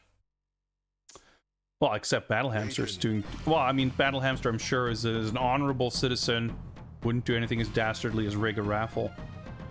Ryuuko no Ken 2 on the Super Nintendo.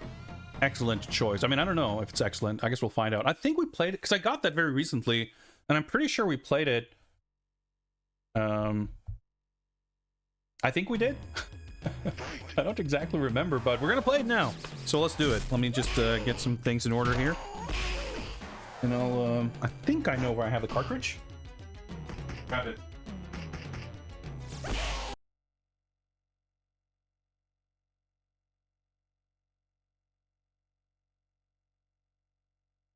Right here.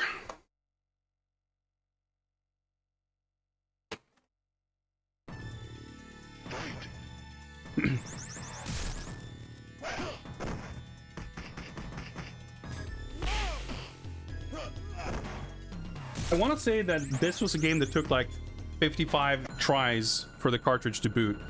But we got there eventually, and having reached that point, I'm pretty sure it's going to be fine now. At least I hope so. But we'll find out. We'll do what it takes. Alright. Thank you, Mortal Kombat. Let's get rid of that. And let's hop on over here. Capture settings and whatnot. Let's get that up on screen.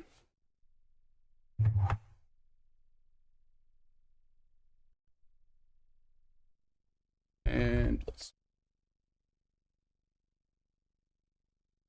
start. What do you know? Let me fix the game details here.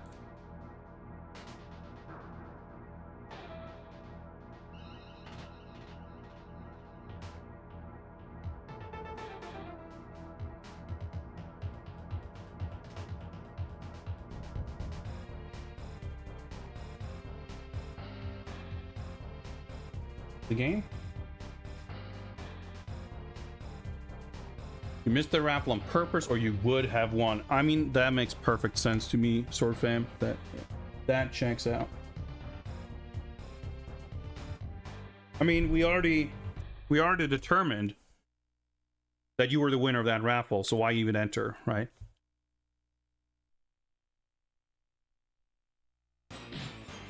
So let me just double check. I'm pretty sure this is as correct of a capture setup as I have. I think this is the correct profile.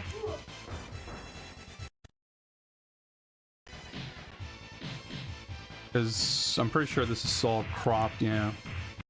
This game just has weird Unspeakable horror. letter and pillar boxing. What's up, base hole? 34 months of Skull Club membership. Evil Santa. I was gonna say that's me. Is it? I don't know. I'll let you be the judge. I have an increasingly bushy beard that needs maintenance badly. But I guess it... I was gonna say it's keeping me warm. I don't even know if that's true, but it's, hey, it's something. I need a haircut very badly also, but hey, let's not dwell on that. I'm like so confused. Did we actually play this? I don't even remember. So I know that the arcade version of this is like horrifyingly cheap. And I know that there are some there's like different developers for them, but I know that there are some like console ports of these Neo Geo games that are reasonably toned down. Like the Super Famicom version of the first Ryuuko no Ken, I think is like pretty okay. I've beat that. The Super Famicom port of World Heroes, I like 1cc'd first try on accident. And I'm pretty sure that would never be the case on the Neo Geo version. I just have this very firm memory burned into my brain of playing Art of Fighting 2 on I guess it would probably have been Neo Rage X. This was like 25 years ago. And I remember I was like save stating very liberally. And I still like, it felt like it took like an entire afternoon to get through the game. And then I like got to Geese, and I'm not even sure if I even beat him. That's like how impossible that game felt, with like the extremely absurdly cheap input reading and everything.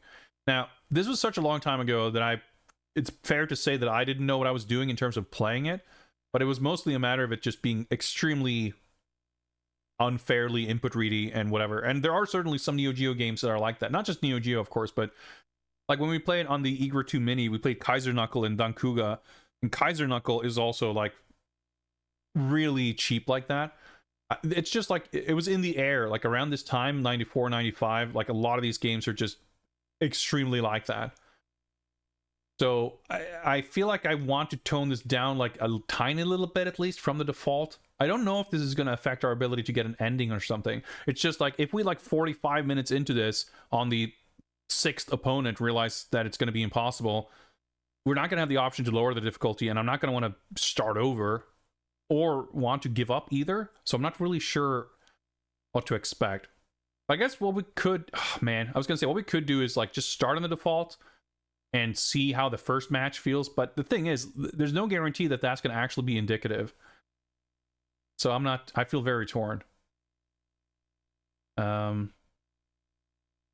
guess like the ending stuff, if there are endings, how important is that? I don't know. And I have no idea if like you need to play on 4 for the endings to show up or whatever. You know what? Even if, like, here's the thing. I reckon if we play on level 3, it's going to be a little easier, but probably not easy. So, but I'm also kind of tempted to play on default in case it's not super fucked. You know, fuck it. Let's go default and trust that we will be able to tell reasonably quickly if it's like extremely fucked. You have to play above easy on the original Art of Fighting to see the ending. Yeah. That's the thing. Like, I wasn't sure if this game is like that. And what to expect. Yeah. I mean, the arcade Art of Fighting does have an ending. It's just a very brief cliffhanger. But it is like fully extended in the Super Nintendo version, which is a cool thing for sure. All right, so what do these control? Punch on X, L punch on A, kick L. These are fairly absurd controls. So I want to say in the arcade, you hold the button, right? It's like you tap for light attack and you hold for heavy. So I think because you have more buttons here, they actually just bound it to multiple buttons. So I'm going to do this and trust that I interpret. I'm guessing L is a light, but like even if you accidentally hold it, you'll still only get a light attack. And then you have a throw button and a taunt button.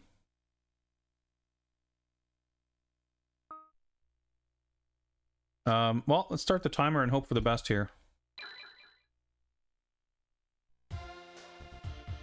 I definitely don't know how to play any character in this.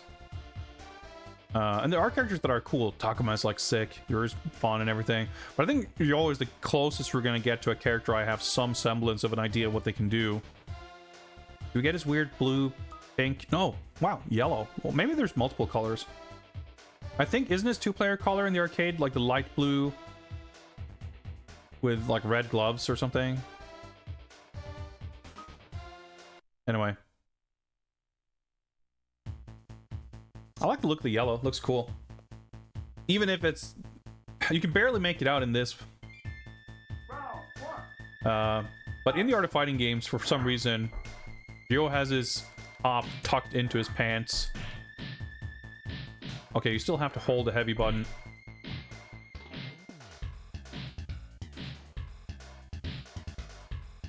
Audio mixing is a bit peculiar here. Dude, can I do special moves? Well, that works.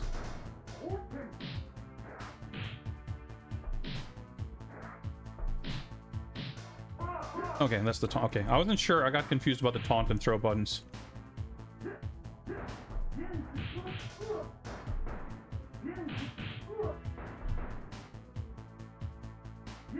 Oh, I didn't even mean to do that, but that works. Weird Super Nintendo port. Dolby surround. Super reverby audio. I will say, speaking of the jams, like, I know that Art of Fighting 1, like, Li Pai Long's theme in Art of Fighting 1 is super sick. But I don't have, like, any sense of familiarity with the songs of this game. I mean, I've never played this game much.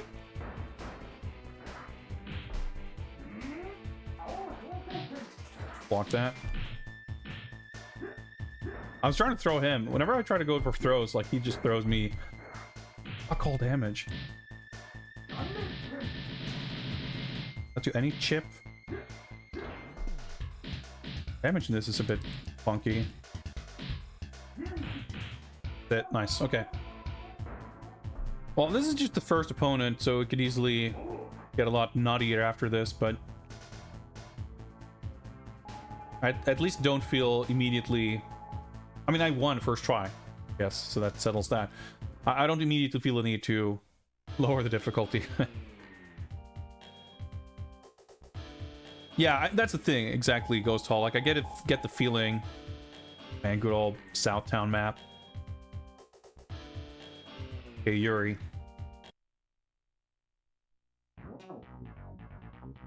Nantekotta. Think you can beat me, Yuri? Show you, big brother. All right. I always love this stage. Oh, I do actually remember her song, which this is not what I'm remembering. Maybe it's just a long intro.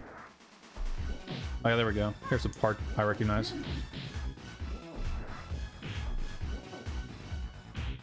Wow, that's sweet. Yeah, so this game also like doesn't have combos. I meant to charge, but oh boy.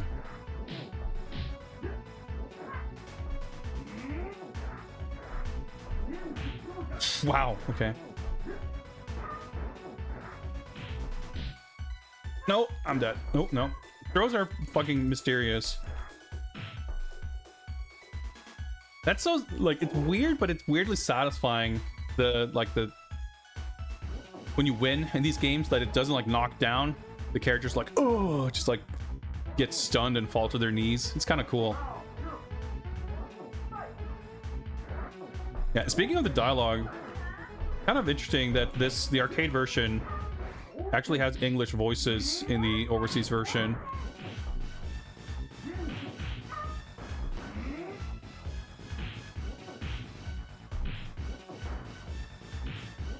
That's an overhead, I guess.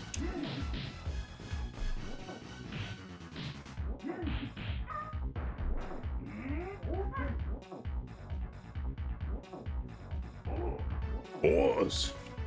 Colors on this stage look really weird. It's like they're tinted darker. Like, I mean, it's nice for readability that you don't clash with the background. But I don't think it's like that on Neo Geo. I don't know, it seems weird. You're not strong enough to beat me just yet. But yeah, seeing this map reminds me of the Fatal Fury trailer from Evo. Max Bar. And yeah, Max Bar, I guess, is like the stage that they showed in that teaser trailer. This morning, I think, they announced the lineup for Evo Japan, which is in April. And I reckon we should probably expect to see gameplay of Fatal Fury at that event. What I'm expecting, anyway. And that's pretty fucking hype. Punish. Yeah, the AI here seems very significantly milder compared to the arcade. Can I do it? Oh, I guess I must learn the Halskulken first. Dude, that preemptive anti-air crouching uppercut. Oh, dude, Jack's fucking throw. Dude, holy fuck. Mashing throw on wake up, but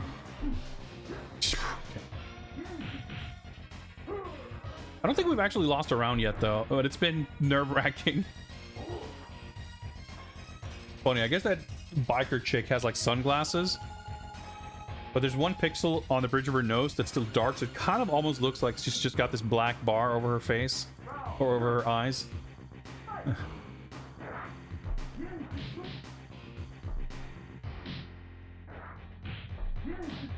Dude, it's so easy. So the command for the Hien Shipukyak is down, back, forward, kick. And it's not a charge move. You just like hold down, back. So if you ever crouch block and then walk forward and kick, very easy to have it come out.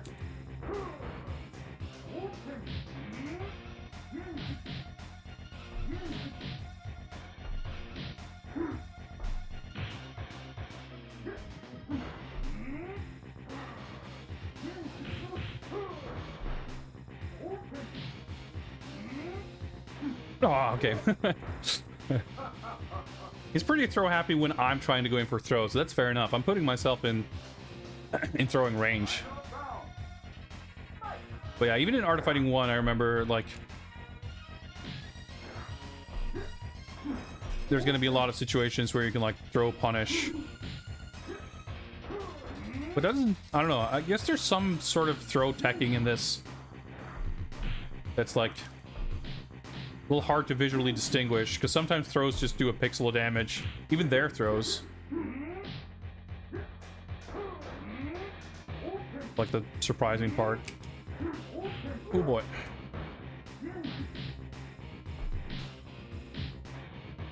Oh boy. It's a special move, I guess. Look, you! Nice. Oh, right, I forgot. I literally just said it. Oh. Ron the Pharaoh, thanks for the follow. Welcome. The run is still alive, shockingly, and yes, I can assure you this would never happen on level 4 arcade Ryuuko no Ken 2.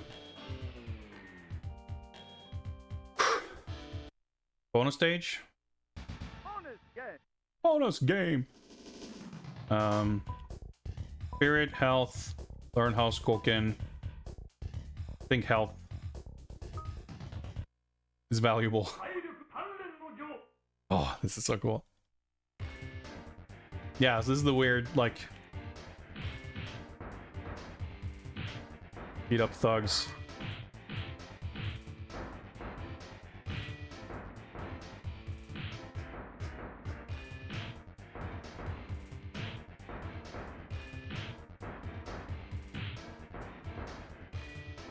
But it's a cool minigame. I mean, it's fucking more fun than fighting barrels. Yo's training was successful. I also like that, like, I need to train. Let me go find this biker bar back alley so I can swat away some street toughs and increase my strength. This is Lee, right? Yeah, I love that pose. I'm trying to remember, does he have the same theme as in the first game? I wouldn't expect so, but I hope so. Because that theme owns. Yeah, I can see now that my health bar is a little longer than my spirit bar.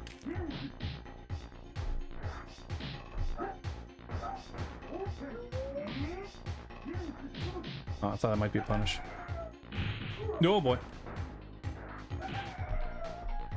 Oh yeah, there we go. The music. I definitely prefer the version in the original game, but it's still a good melody. Like, it's pretty atmospheric. Like, it's a pretty cool version of the song. Just not as rockin' as the original. But I'm definitely tempted to listen more to the Neo Geo soundtrack, because I'm not familiar with it at all.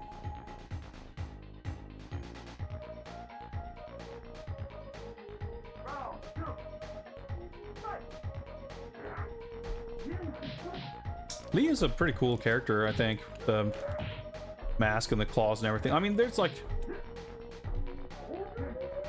whoa, parts that are a little generic. But I think we're the type of setting in the...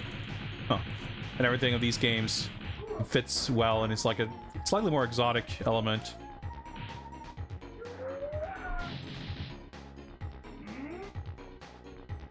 I could maybe punish, but I didn't want to. I didn't dare go near him.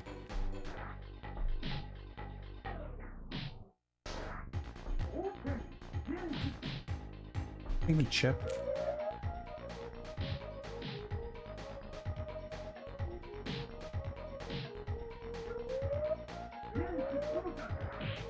There we go. Got him.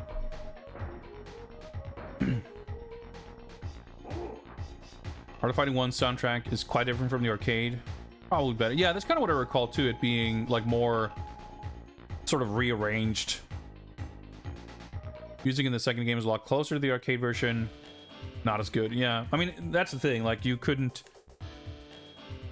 On the best of days, you wouldn't expect a Super Famicom to fully, like, recreate the soundscape of a Neo Geo game.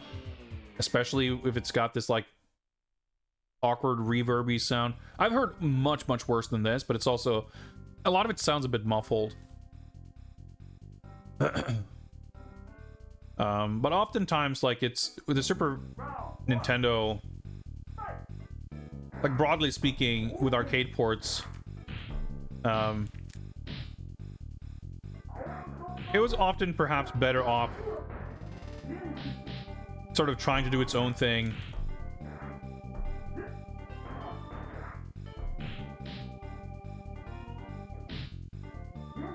Rather than trying to mimic. Because I think there's a lot of stuff like the... Okay, I was trying to throw a fireball. Didn't go great, but it worked out still.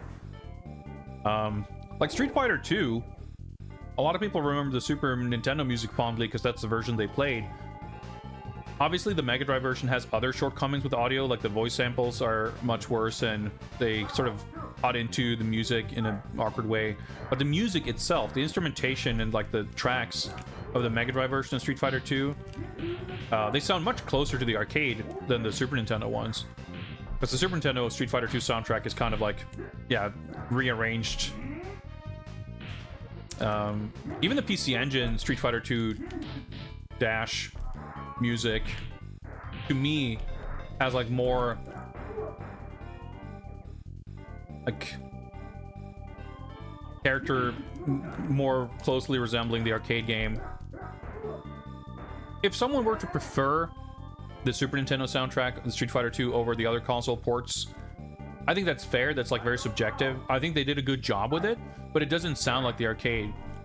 But I think that was probably not a bad call, because I think trying to replicate the arcade might not have gone as well, you know?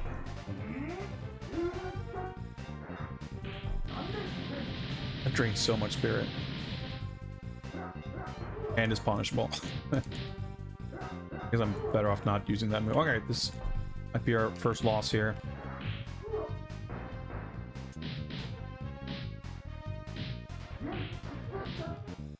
Yeah. Oh, I'm alive still, somehow. Yeah, I'm dead. And I would say the same for the TMNT games and certain other, like, arcade games and such from that era. A lot of them had sound hardware that the Mega Drive... Okay, yeah, that's sick. You have, like, more than 2 colors, which I don't think is the case in the arcade. I could be wrong. It was just better suited at replicating that arcade sound. And sometimes you had, like, really weird... Okay, that's not great.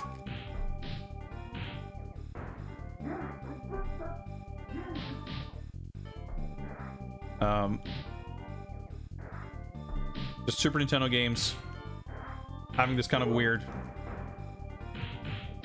thing going on audio-wise.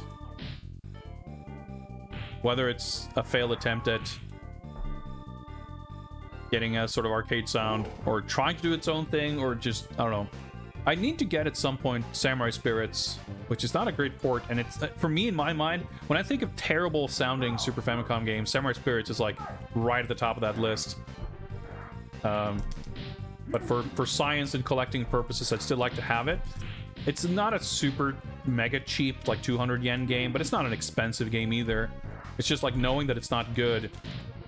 It's been like sort of in my shopping cart in the past, but never once like have I pulled a trigger. I'd like to at some point, but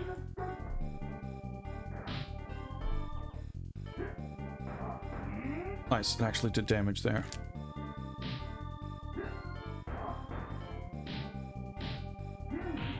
Nice. There we go. But for those of you who aren't familiar with that port, I think it would be quite an experience to play it on stream. I find it really interesting when console soundtracks manage to improve upon the arcade or provide a totally different experience. Yeah, I think that's like, it's kind of what I mean with Street Fighter 2, for an example. Like, it's, I don't think it's an improvement, but it's different enough that even though I personally have a clear preference for the arcade sound, and I think both the Mega Drive and PC Engine versions do an admirable job of recreating the arcade sound well enough to kind of capture the feel of it. It's... The Super Nintendo one is different enough that it's totally fair to say that it has its own appeal. It doesn't, in my mind, fail to recreate the arcade sound. It's like just doing enough of its own thing. And of course you have a lot of, like on the PS1, you started seeing more, you know, like Street Fighter Zero and stuff having like a fully rearranged soundtrack. I think even the Tekken games all have like different soundtracks, and usually you might even have the option to pick with the arcade music or the arranged music, and that's pretty cool. Obviously with CD, like a little bit of a different situation in terms of the ability to recreate the sound, but even so, a pretty cool music track. Yeah, this game just has a cool vibe. And conversation came up recently. I don't remember in what context exactly. But we were talking about the new Fatal Fury. Maybe there had been some news, or we were talking about KOF 15 or something. I forget. Or maybe we were talking about Street Fighter 6 or playing MK. We were talking about fighting games, as we often do here. But I'm very excited for the new Fatal Fury because Fatal Fury is my favorite SNK series. Hitbox. But the prospect, the idea of what a new Ryuuko no Ken would be, like if they brought back that series, because I think for the longest time, like it didn't, even as SNK was getting into making more new fighting games, the idea of making an actual Fatal Fury sequel certainly didn't feel like a foregone conclusion until it was announced, you know? And even then, it's like, man, I can't believe they're doing it. It's sick, but I wouldn't, you know, take it for granted by any stretch. And of course, Fatal Fury, whether the, you know, the brand itself has that recognition, it's fair to say that a lot of SNK's most prominent and famous and popular characters, that's where they come from. Fuck, I thought I could chip him out. I'm dead. Oh. Well, I could barely have been closer. So, I mean, a new Fatal Fury, you know, they can market it, so to speak, with Terry, with Mai. I guess Geese most likely will not be in it, but there's more of a connection to a potential audience. Oh, there, yeah, this is the color I was thinking of. Maybe all four are in the arcade, but this is the like two-player color I recognize. Art of Fighting, by comparison, is like even during the original sort of heyday of fighting games, they made a lot fewer of these games. This series was sort of falling off a bit. If at any point these two series were on kind of equal footing, that hasn't really been the case since about this game. Dude, that's fucking command grab.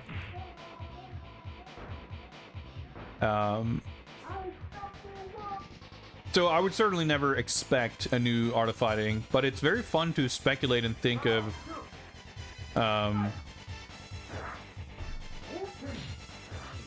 like looking at what they did with Samurai Showdown, which I think is mostly successful. A lot of the things about this game, that game is, I think, a very good, faithful, sort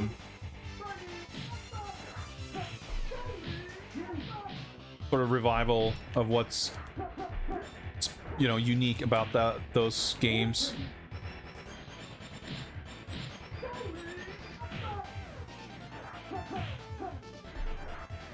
Let's try not to get grabbed by him. There we go. And like, I'm so anxious to see what they do with Fatal Fury. I have a lot of ideas of what I would like to see. And I hope to see both like classic characters that we might not have seen in a long time. I hope that they bring back like some unique elements from that series, whether it's multiplane fighting, meter mechanics,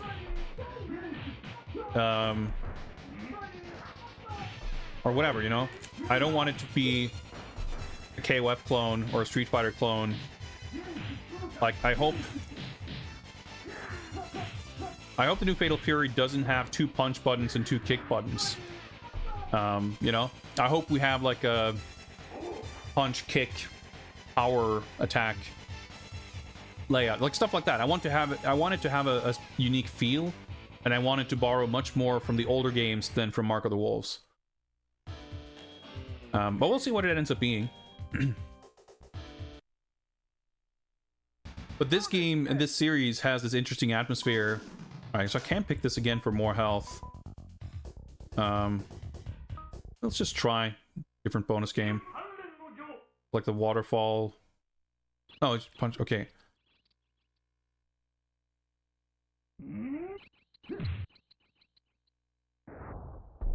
Oh, got it in one. Sick. Okay, I thought we might get multiple punches, but I sort of fucked up. But I didn't fuck it up, but I sort of misinterpreted how it was gonna work. But we still got it. Spirit extension.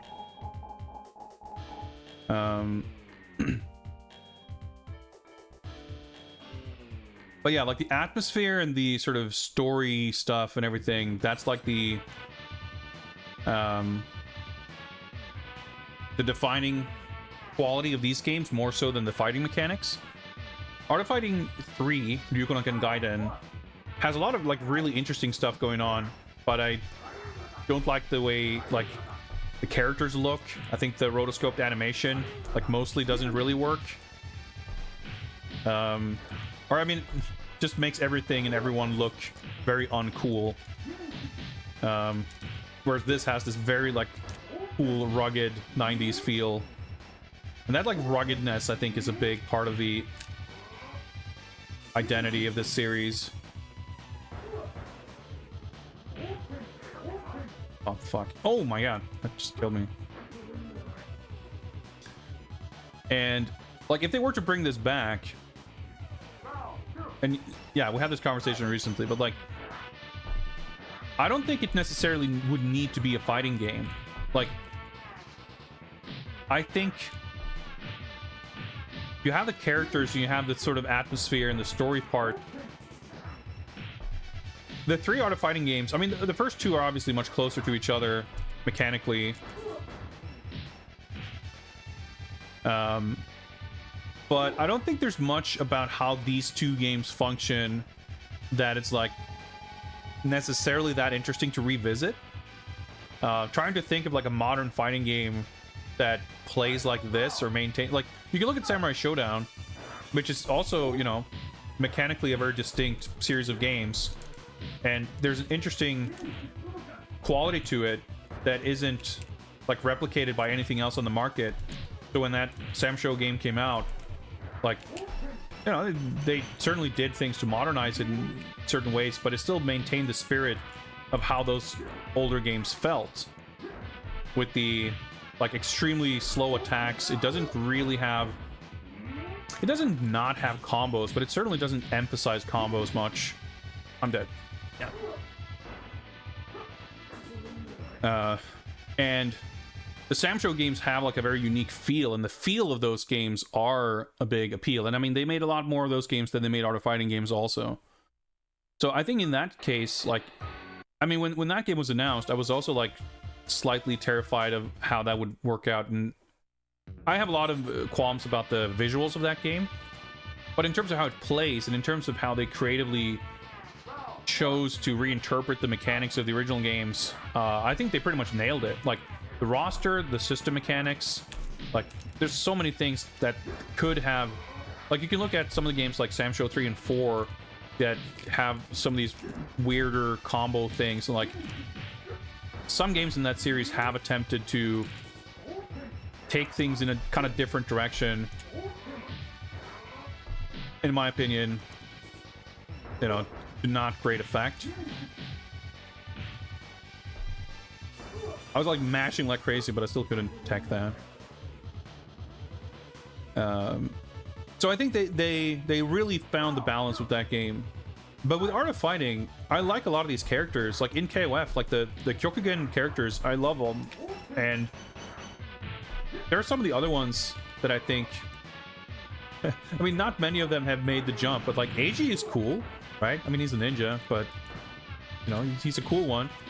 I think if they brought back John Crawley, like, sure, he might seem like an extremely generic army man, but I'm convinced they could make him fun and cool.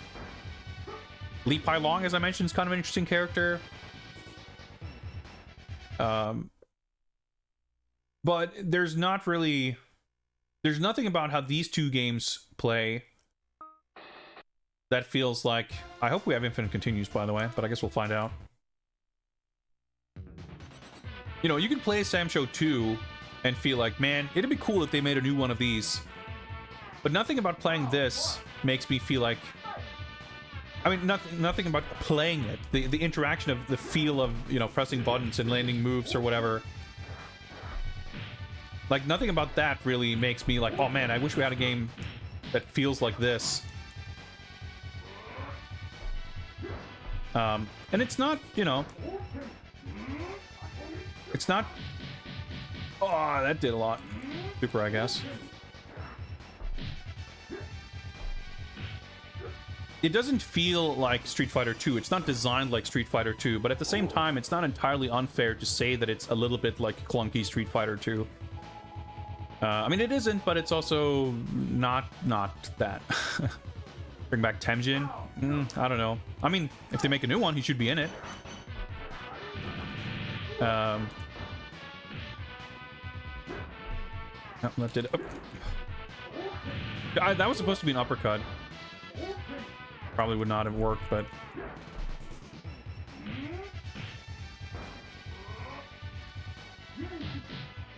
He's gonna punish. Whoop.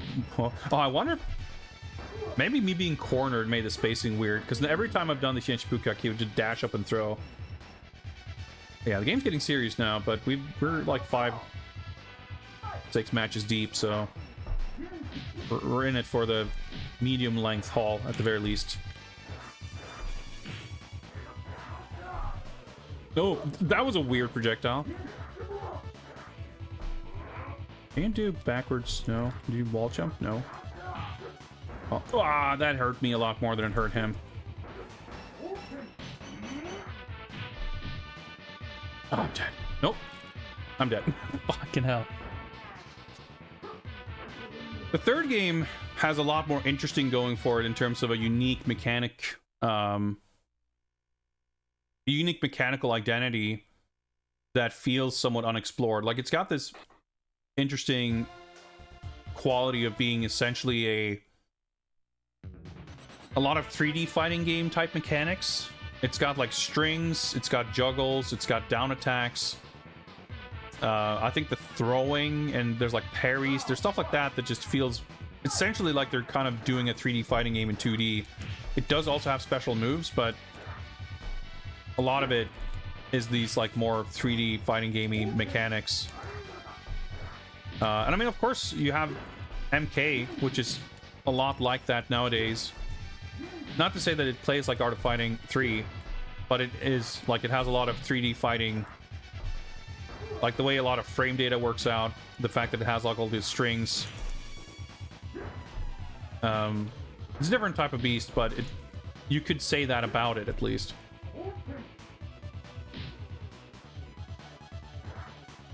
Oh, I was trying to throw.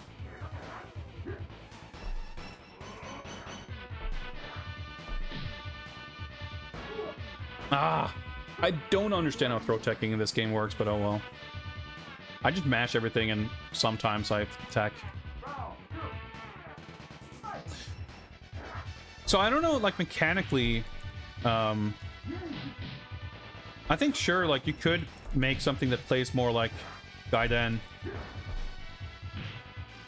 but I'm not like necessarily clamoring for that either.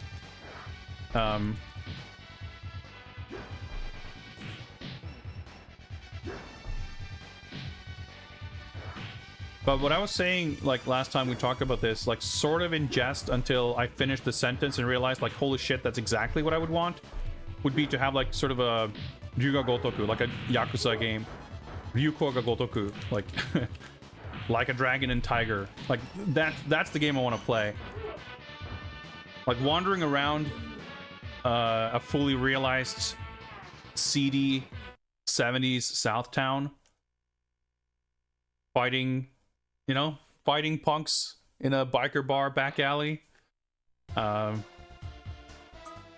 doing quests, finding people, helping people, like just running into all these characters. I think if you wanted to do, like, if you wanted to create that style of game, with a property, or like, you know, if SNK wanted to do something that isn't a fighting game but like an action adventure of something, like, I think these characters in this world would be like, whether it's like a reboot or a retelling or just like a new story or whatever, like I think that would be super sick. And just have it be this like seedy, grimy crime action, with this kind of obviously martial arts movie sort of aesthetic and veneer. But it doesn't have to be, it doesn't have to be a versus fighting game, I feel like. As long as it doesn't end up like Street Fighter 6 World Tour. Yeah, World Tour is boring and sucks, but for a lot of reasons. In my mind, what this game I just made up looked like, it would not have a grafted on fighting game that doesn't like gel with the adventure aspect or whatever. But even just making it like a 3D action beat 'em up or whatever, and I don't understand what that move is. A weird close range combo thing, but whatever, worked out. I mean, I'm excited for SNK. Like, I remember ages ago, there were talks about like what they wanted to do and bring back properties and do stuff with them. I'm talking like at least 10 plus years ago. I want to say, I certainly wouldn't say it was like ever announced or anything, but I vaguely recall Baseball Stars coming up, and I don't know if it was, I don't think they ever said we would like to make a new Baseball Stars, but it was something about like a conversation about the kind of stuff, you know, whether it's not just like doing a KOF sequel, but, you know, doing something with Fatal Fury, doing something with Metal Slug, doing something with Sam Show or whatever.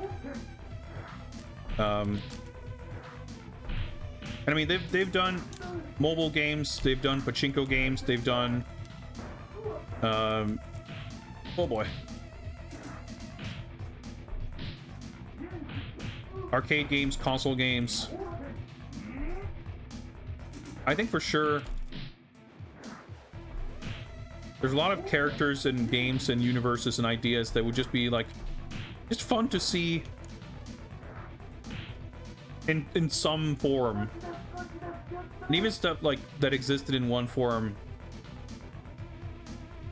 like, would be interesting to see in some other form. I mean, like Metal Slug, there's that like Chinese mobile Metal Slug, the CG graphics that I think actually looks pretty decent visually.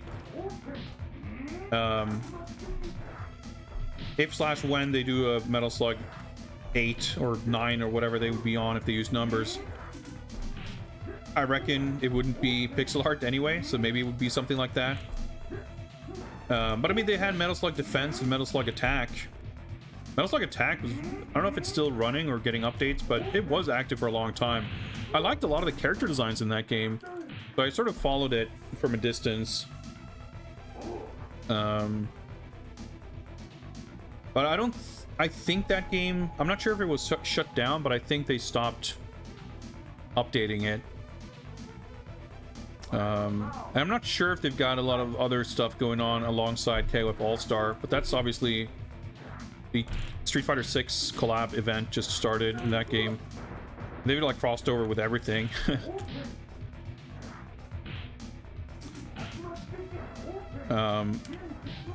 But I think there's like a lot of potential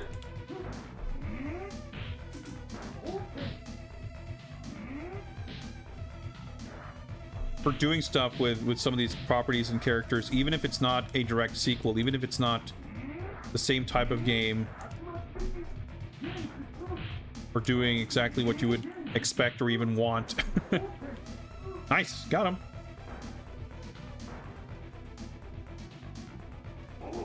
And I think, like I said, I mean, they have KOF, Samsho, and now Fatal Fury, for all intents and purposes, all being like active, ongoing fighting series, because obviously there's seems reasonable to assume that there's going to be a KOF 16. They've kept supporting Samsho for a surprisingly long time, adding in rollback and stuff, which I don't think is even out yet, right? Because they kept pushing it back because they did these beta tests and it, you know, wasn't running great, and they've been like improving it and everything. KOF, I think, has great online. The matchmaking has had issues, but I played matches with Nothing Excess, who lives in Miami, or in the Florida area at least, and that was like shockingly playable. For the record, in case you didn't know, I live in Sweden, so like being able to play a fighting game, let alone KOF, which is like pretty hectic across the Atlantic, is like, and I'm not saying that only in the context of having tried to play previous KOF games online, but any fighting game functioning on those kinds of distances, I'm impressed with. Doubly so with, you know, SNK stuff that maybe has been a bit lackluster in that area. Okay, the stage doesn't look quite as good here as in the arcade. The tile limits are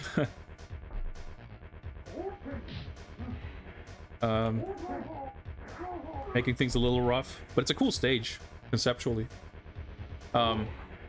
Anyway, what was I saying? They've got KOF, Samsho, they've been supporting for a long time. Doesn't seem crazy that they might do an actual sequel to that at some point. And now Fatal Fury. That's not necessarily to say that all three of these will keep getting regular sequels. But that's also like why I was sort of surprised and excited to hear about Fatal Fury, because with KOF and Samsho, like it seemed like you could easily say, well, let's not saturate the market with yet another fighting game. I didn't mean to do that move, but oh, dude, not active frames, the recovery. I mean, it's got a lot of active frames also, I guess, but I was blocking it and then I just let go of block and I just got hit. I guess that's how that works. Samurai Showdown 2, 20, yeah, exactly. Well, whatever they call it. I don't think they would call it 2. I mean, the game's never had numbers in Japan. Well, technically 0, I guess, had a number. And they call that 5 in English.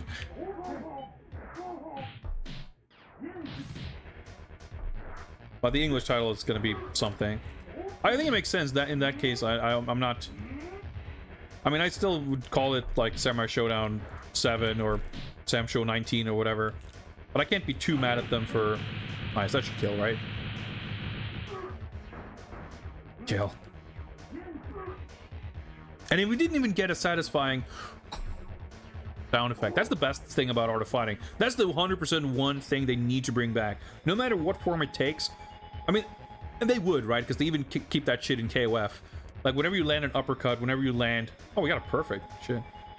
Like a super or whatever. That, like, sick-ass noise that the Kyokugen punch makes. That's the fucking best part. Speaking of, I guess we have to fight Takuma now, right? Is he the only one left? Mr. Big. Bonus game. We might as well try this so we see what it looks like. Initiate super death blow. This stage is sick.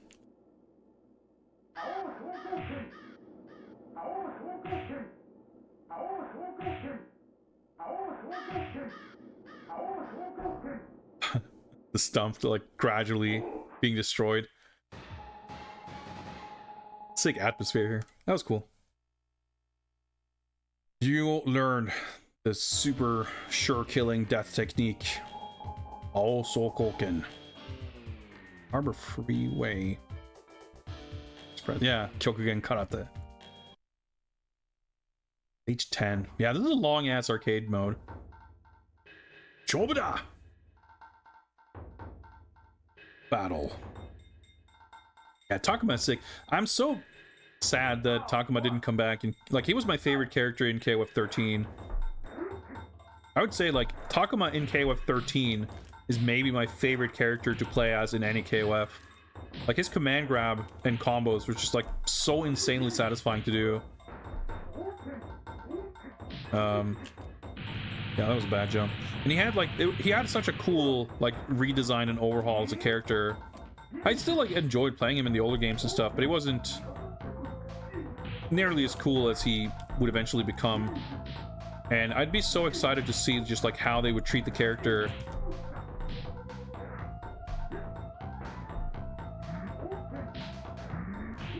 If they brought him back. Like I wouldn't expect him to be exactly like 13, but most characters inherited a lot of what they were like in that game in the subsequent games. So he was like the one character, he's almost the only character from 13 who hasn't been brought back, I think. Like Dualon is coming out. Well, I guess Shenwu.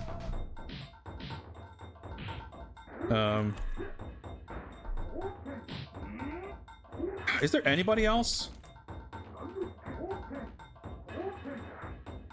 Interesting that stops projectile. Be a punish, yeah. Oh wow. I'm just trying to fucking Koken. Oh, that was supposed to be a throw punish. I just stood up and into his kick.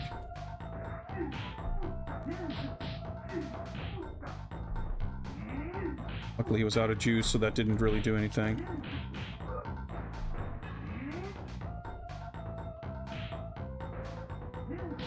Oh, I was gonna say that should chip him out. Sick, we got him first try.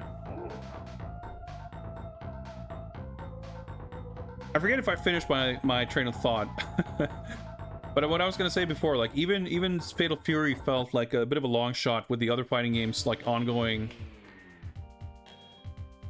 And surely there's gonna be some, like I feel like SNK in their like hiring ads have been talking about like hiring people for new installments in the Sam show. Oh yeah. There's like so many fucking characters in this game. In the Sam show and KOF and Metal Slug series, technically I guess they have been putting out the mobile Metal Slugs and whatnot, but surely there's going to be a proper new Metal Slug at some point. Like that's still a pretty, not counting Metal Slug Tactics of course, which isn't made at SNK, but I'm looking forward to that also. I haven't heard about like news on that game in like 2 years.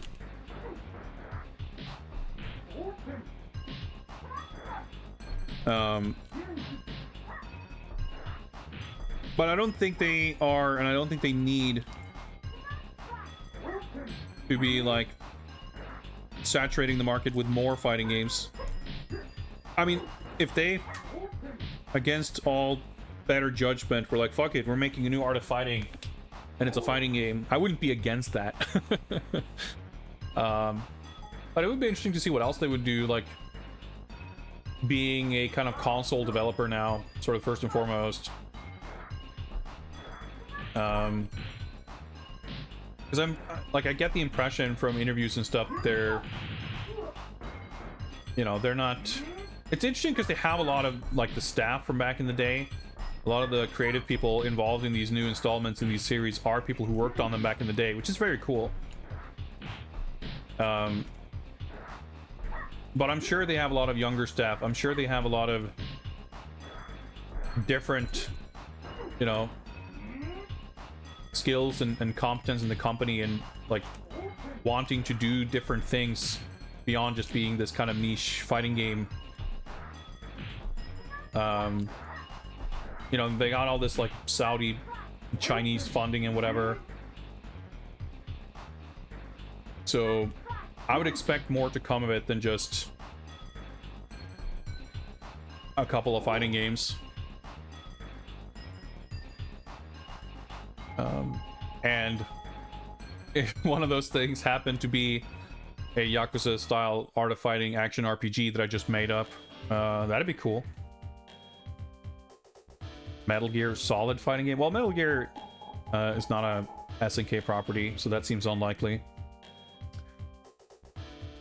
Final stage parking doesn't sound very exciting. So is this the final? Do we have to do something to get to Geese, or is this just the hidden stage after the final stage? I guess we'll find out.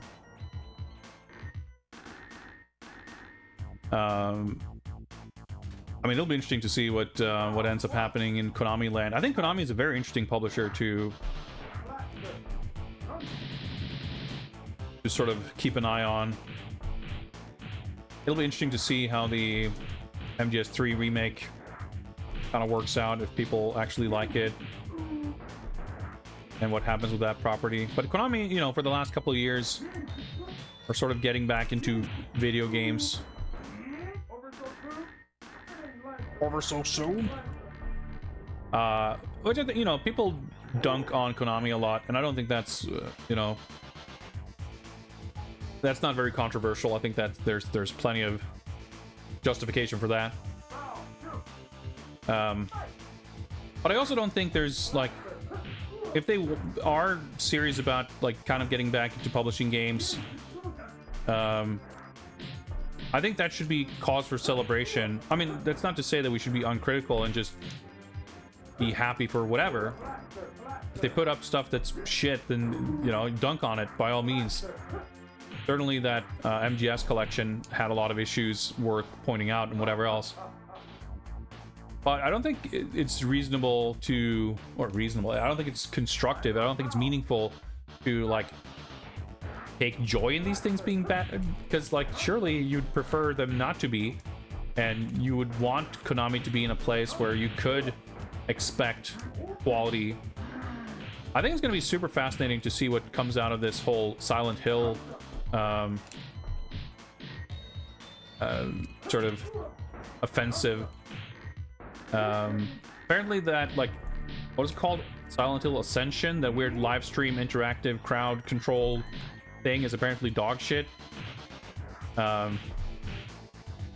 had like a battle pass or whatever. You can get like a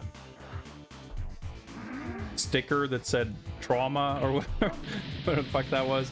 That seems stupid. It's terrible. And a lot of stuff, like, I think a lot of people don't have much faith in the Bloober Team Silent Hill 2 remake, and that seems justified as well. But what if that stuff actually turns out okay? What if we could actually find ourselves in a place where we would be excited to hear what Konami are doing with Metal Gear, and Castlevania and whatever else?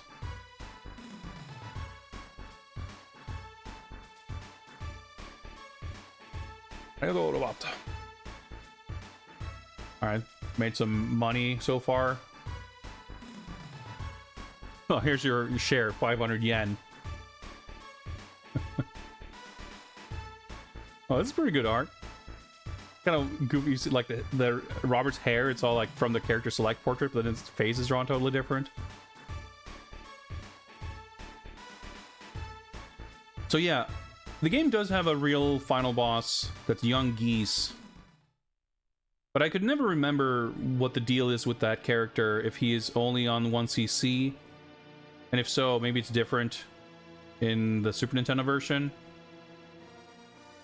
So I guess Mr. Big is the sort of kind of final boss. I think this was the first game that had these, like, gag endings, by the way.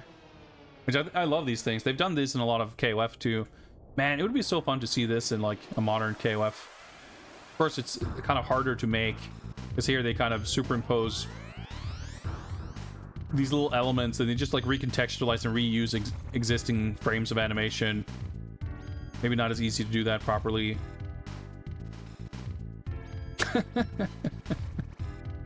They're very charming. I had to beat the game without losing a round to get to geese. I see. Yeah, that would explain why I got there when I was playing this with save states 25 years ago or whatever. Yeah, this is Geese's stage. I'm just glad that we didn't have to deal with it. I don't know if you would get a different ending for it, but I'm... A sub-hour Ryuuko no Ken 2 run. I'll take that. Big fan.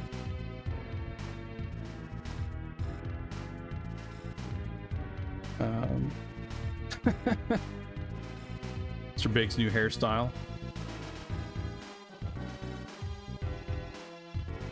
This music's pretty cool.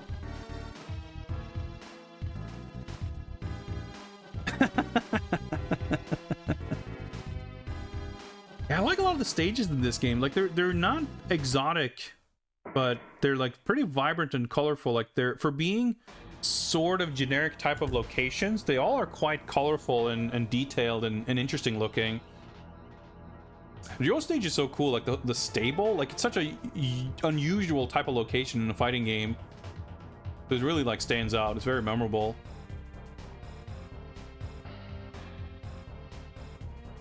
And I mean, some of these stages have returned, like the amusement park King stage. There's a stage in KOF 15 that's like seems pretty strongly inspired by it. Like I said, Max Bar appears to be the first stage we've seen in the new Fatal Fury. That's really awesome.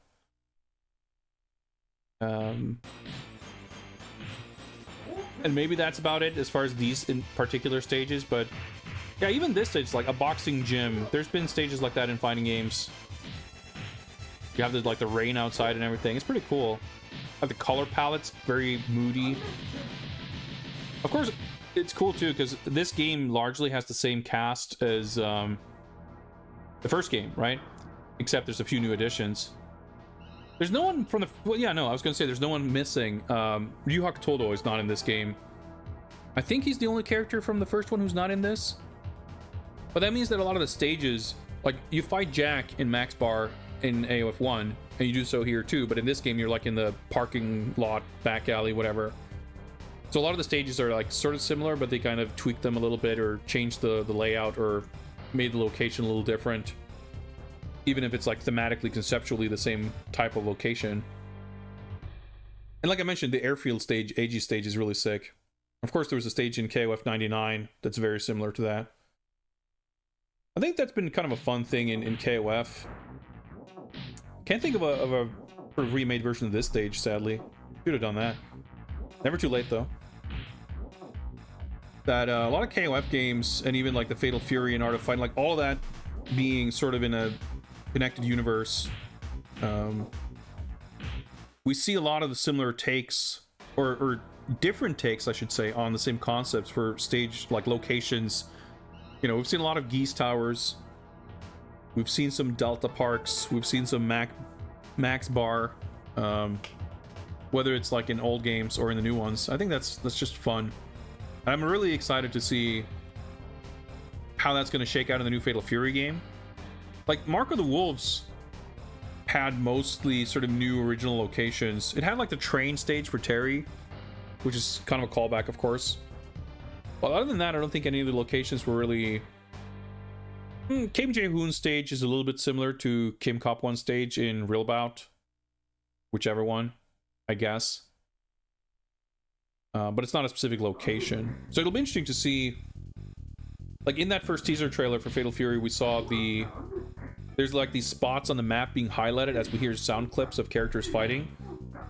And if there are indications of what locations we'll see, I'm sure we could, you could look at that map and see what that might be. I just don't remember it. Like I said, though, I think they said that we'll see more of that game in 2024. Whether that means it comes out next year or not remains to be seen.